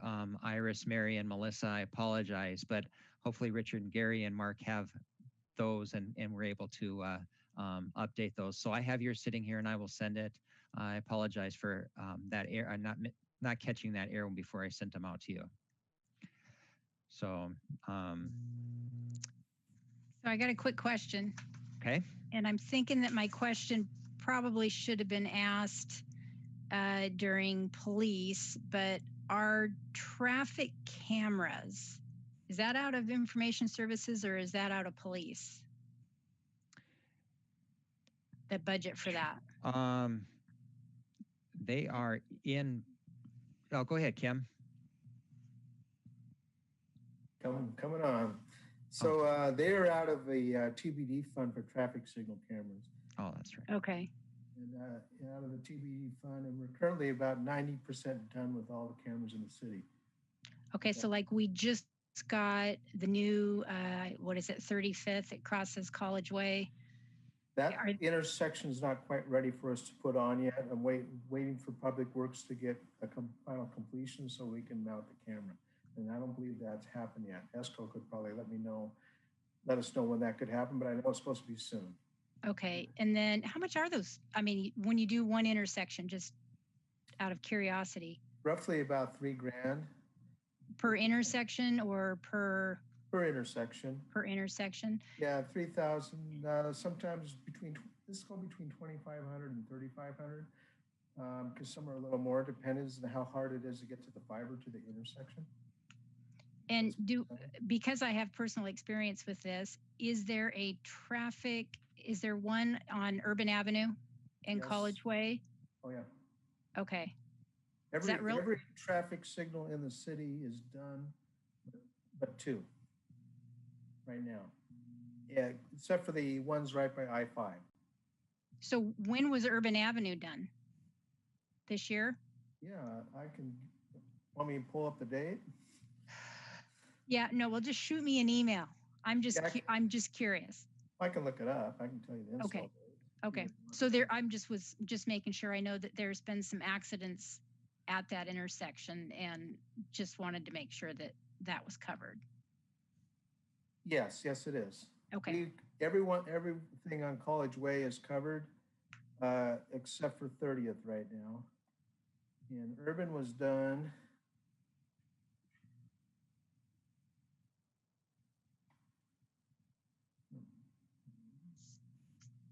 It's completed. You can shoot.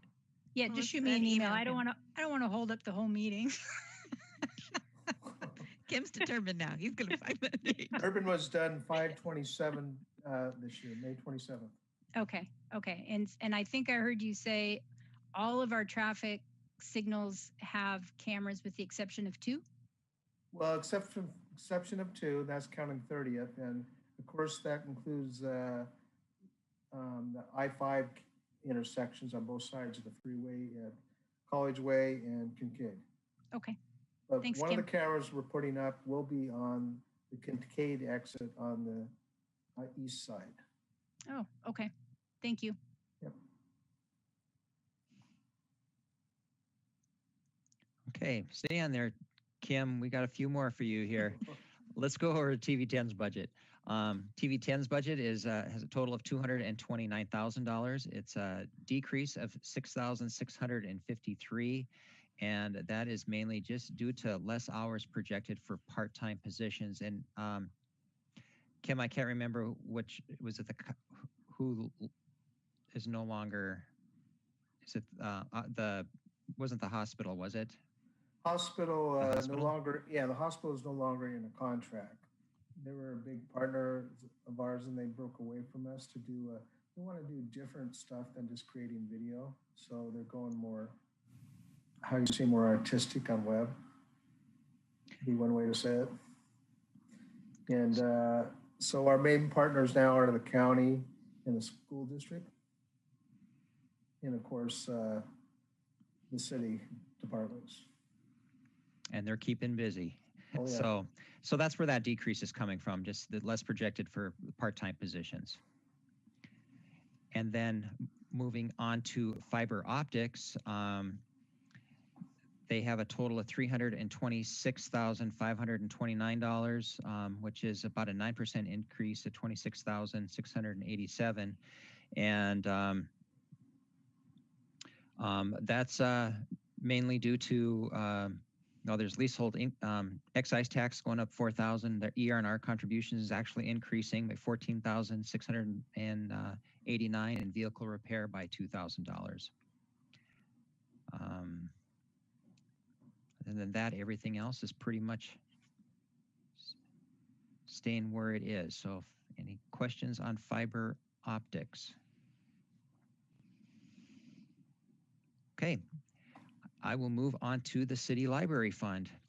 So the City Library has a total budget of $1,438,747, a total of $619 less than where they were for their budget for 2020. There is a decrease in their salaries and benefits due to Director Huffman reorganized the staffing and the staffing levels and eliminated 3 part-time positions. And then also for 2021, there's 1 library assistant position that is not funded. Other than that, there was a decrease in travel for 3,000, programs for 5,000, and then miscellaneous combination about 2,500. Their capital changes went up $500. They did decrease their non-printed materials by 9,500, but they did increase their digital content by 10,000. So, and then also one thing that's new this year, based off his reorganization and decrease of staff there is a $30,000 operating transfer out, and that is to go to TV10 for, and Isaac, you can help me out here. That's for filming and editing work from TV10 that they would be performing.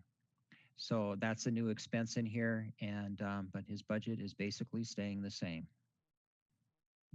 That is correct.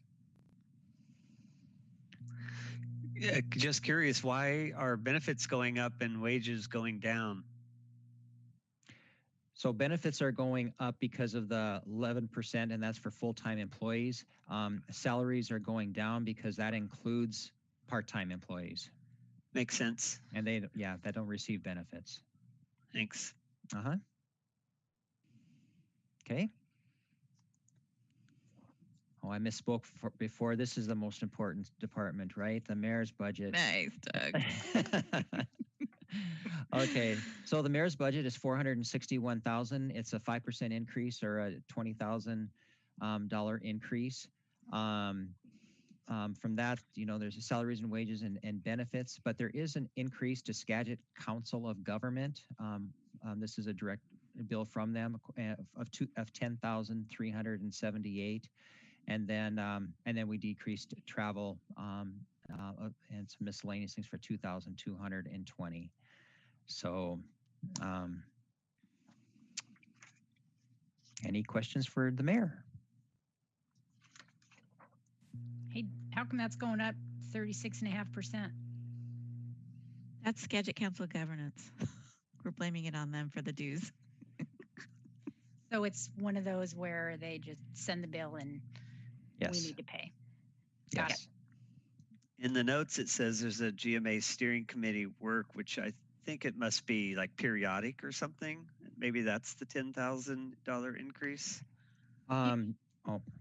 Usually, so it's done with a formula of population for dues. So if I remember correctly, it's a combination of population and sales tax revenue and assessed valuation. But yes, there is some increase that goes in there if the GMA steering committee asks SCOG to do work on behalf of the GMA steering committee, which is a separate decision, then goes to SCOG, and then SCOG distributes it based on the formula.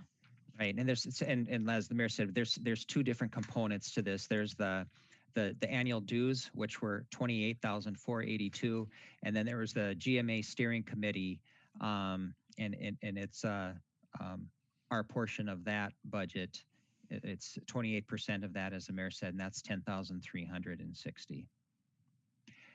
One of the big reasons you didn't see this is I believe, and I'm not sure if this GMA steering committee portion, mayor, was new last year, but this portion was not included in the mayor's budget last year. So, but we are getting billed for that, and I did get talking to Pam Carlson over there and got these quotes from her. Okay. The GMA work depends from year to year on what the committee decides if they want extra stuff done. That's why. Oh, okay. Thank you. Yeah, which fund was that? Can you go back or you can't go back?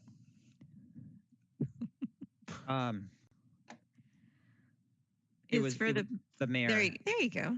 Yeah. Oh, there we go. Okay. So that was just coming out of operating. Yeah, out of operating. Yeah, gotcha. Okay, sounds great. Okay, we'll move on to municipal court. Really, no difference here for them. Their budget's about $575,000. Their budget's very similar to 2020.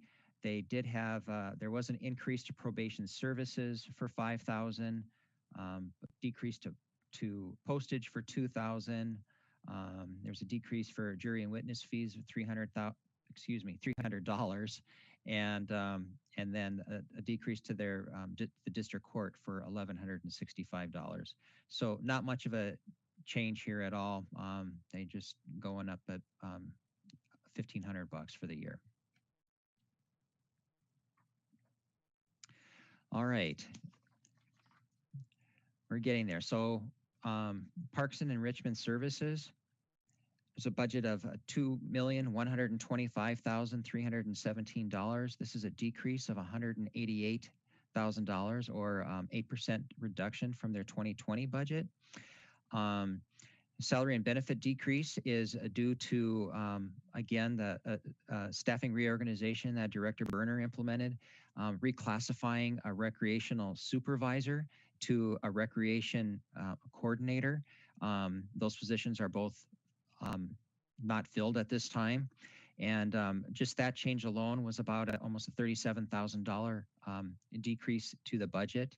And then just based off of, what we don't know about COVID next year and stuff, but we're leaving 2 positions unfunded. We're leaving the rec coordinator that we just talked about is being unfunded in 21, and also the CWP assistant supervisor is going to be unfunded also. So that's where you're seeing that reduction in salaries and wages. As far as some of the increases, there was an increase in all the supplies and small tools and equipment, total increase of about $30,600. The YMCA facility services for $50,000. This is the 3rd year of the 10-year contract that we have for the $500,000. It's $50,000 a year for 10 years.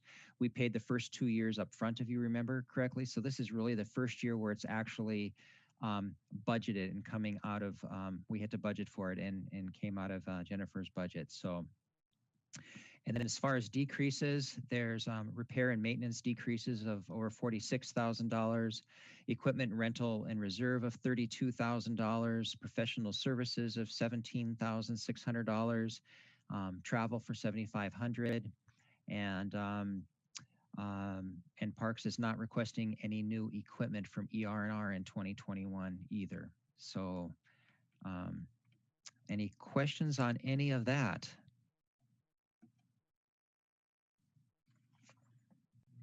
How'd I do, Jennifer? Okay. I have a question. So does that mean, sorry, Jennifer, if you were going to jump in there. No problem. Okay. So does that mean right now, given our understanding of COVID, where there is no recreation program planned for the summer of 2021? That's not correct. We are going to be looking to bring on 1 rec coordinator. And the focus of that rec coordinator is going to be on programs and kids programs and trying to kind of kickstart back that programming.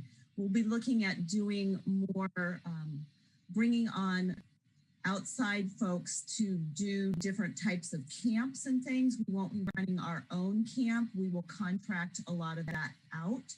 But we'll also be looking at different types of programming. It really gives us an opportunity to kind of reimagine ourselves and really look at, are we doing programs that meet our community needs?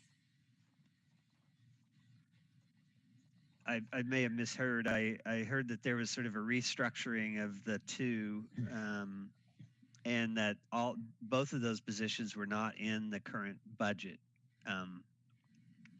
Only one of them is not in the current budget. I see. Okay. Yes. And so with the one that is, you'll do what you just said. Correct. The second position was the city CWP assistant supervisor position. I see. It's easy because there's 2 of one and 1 of another. It's yeah. Right.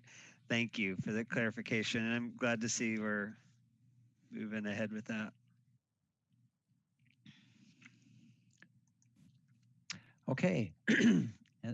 And last is the non-departmental budget. So everybody knows this non-department budget, it provides an accounting mechanism to charge the citywide common expenses such as risk management and other expenses which are not associated with any particular department. We stick them all in here. It's also where you find the budget for the city's public defense budget. And then we also use this fund to account for that offset of the 3% for vacancy savings that we use for all general governmental funds, salary, wages, and benefits. So this is where we include a big negative number in there. This year, it is $700,000. I don't know, it might make more sense if you guys open up your non-department tab and looking at page 3 on that. I'll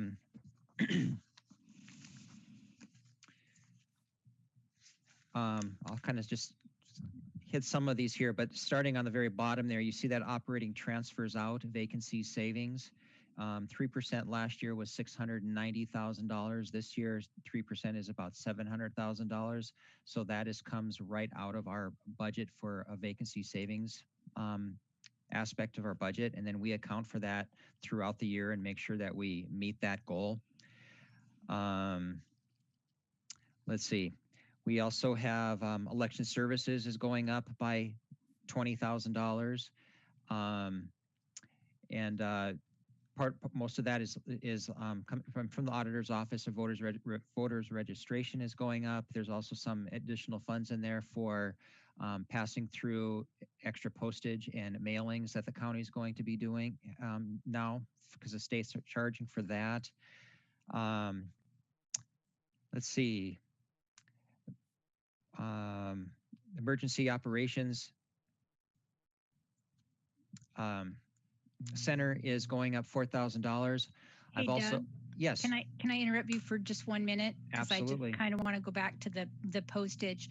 So you were talking about the state is passing it on to the county and then on to us. Is that the ballots where the state was paying for the postage and now they're no longer going to fund that, and so we're going to push it down to the local jurisdictions? Is that what that is? That's my understanding, yes. Okay, thanks. I think too, and Doug, correct me if I'm wrong, there is also, you know how the voter pamphlet, they traditionally mail it out just for the general and not for the primary, but I think they're doing a primary one as well, and that might be some of the cost. But Doug, is that, I can't remember. Yeah, well, I think there's some push for that, I think. But. Yeah, and I think it's different from county to county, and I could be misspeaking. I'm not sure if, but yeah, that's right. That now they are required to do that. That whole $70,000 is not for just that though. That there's voter registration. I mean, there's like last year's budget was $55,000, and I mean there's other things that are in there that we get charged for, but there was a small increase in there for that. I believe the total budget for the county was about $30,000 that they're going to be receiving was added in, and so some of that will obviously come. I'm assuming will be passed down to the city.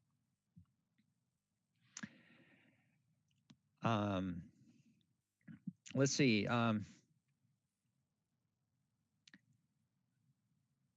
See some of our insurances are going up. Under public defense, there's the public defense contract. We're actually looking at that is going down a little bit. And then professional services, kind of a change of things there, but that part of that is where we're going to find what the community court budget is included that the mayor talked about earlier. We have in there the state grant for affordable housing. The Senate Bill 1406 is there for $65,029. So that's new this year in there with the corresponding revenue coming in also. Skagit County Emergency Services went up to $74,000. That's just a $4,000 increase. The 911 Center went to $520,000. That's a $43,000 increase.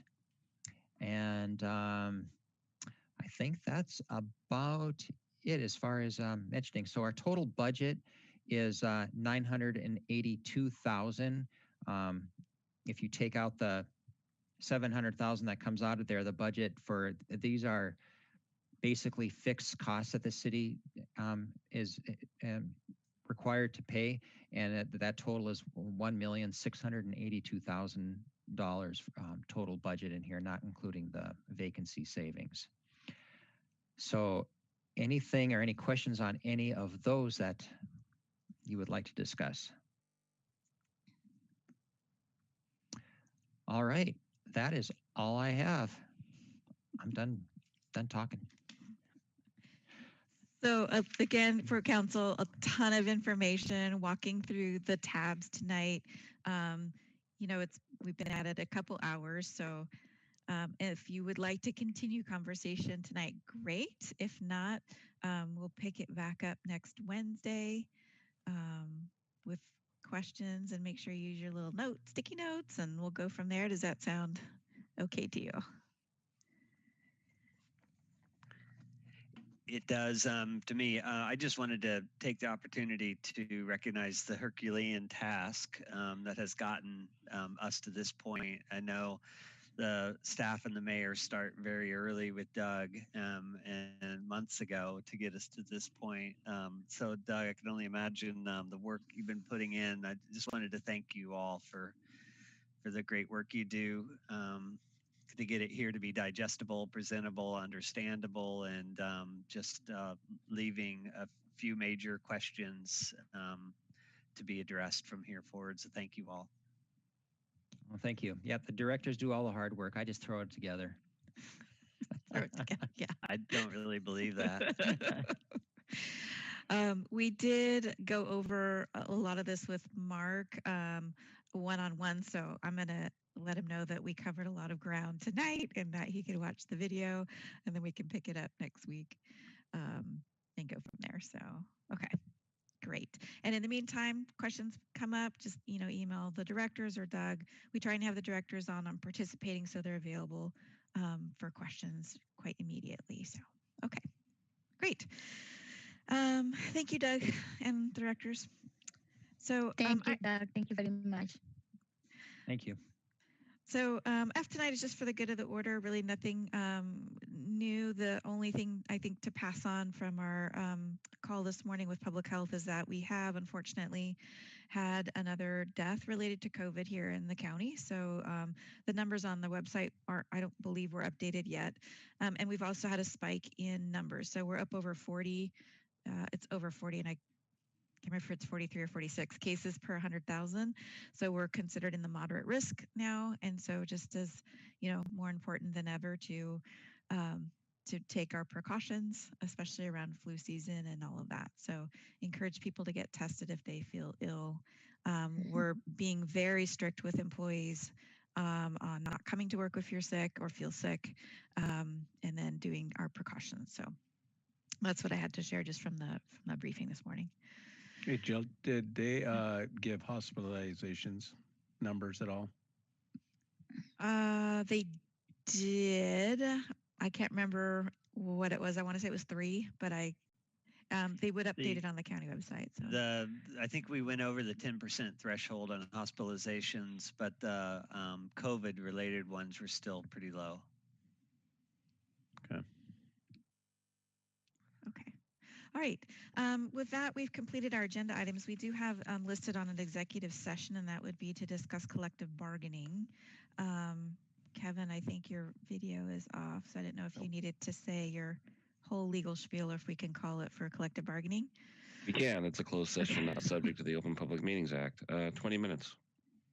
Okay. So with that, we'll be adjourned into executive session at 8:09.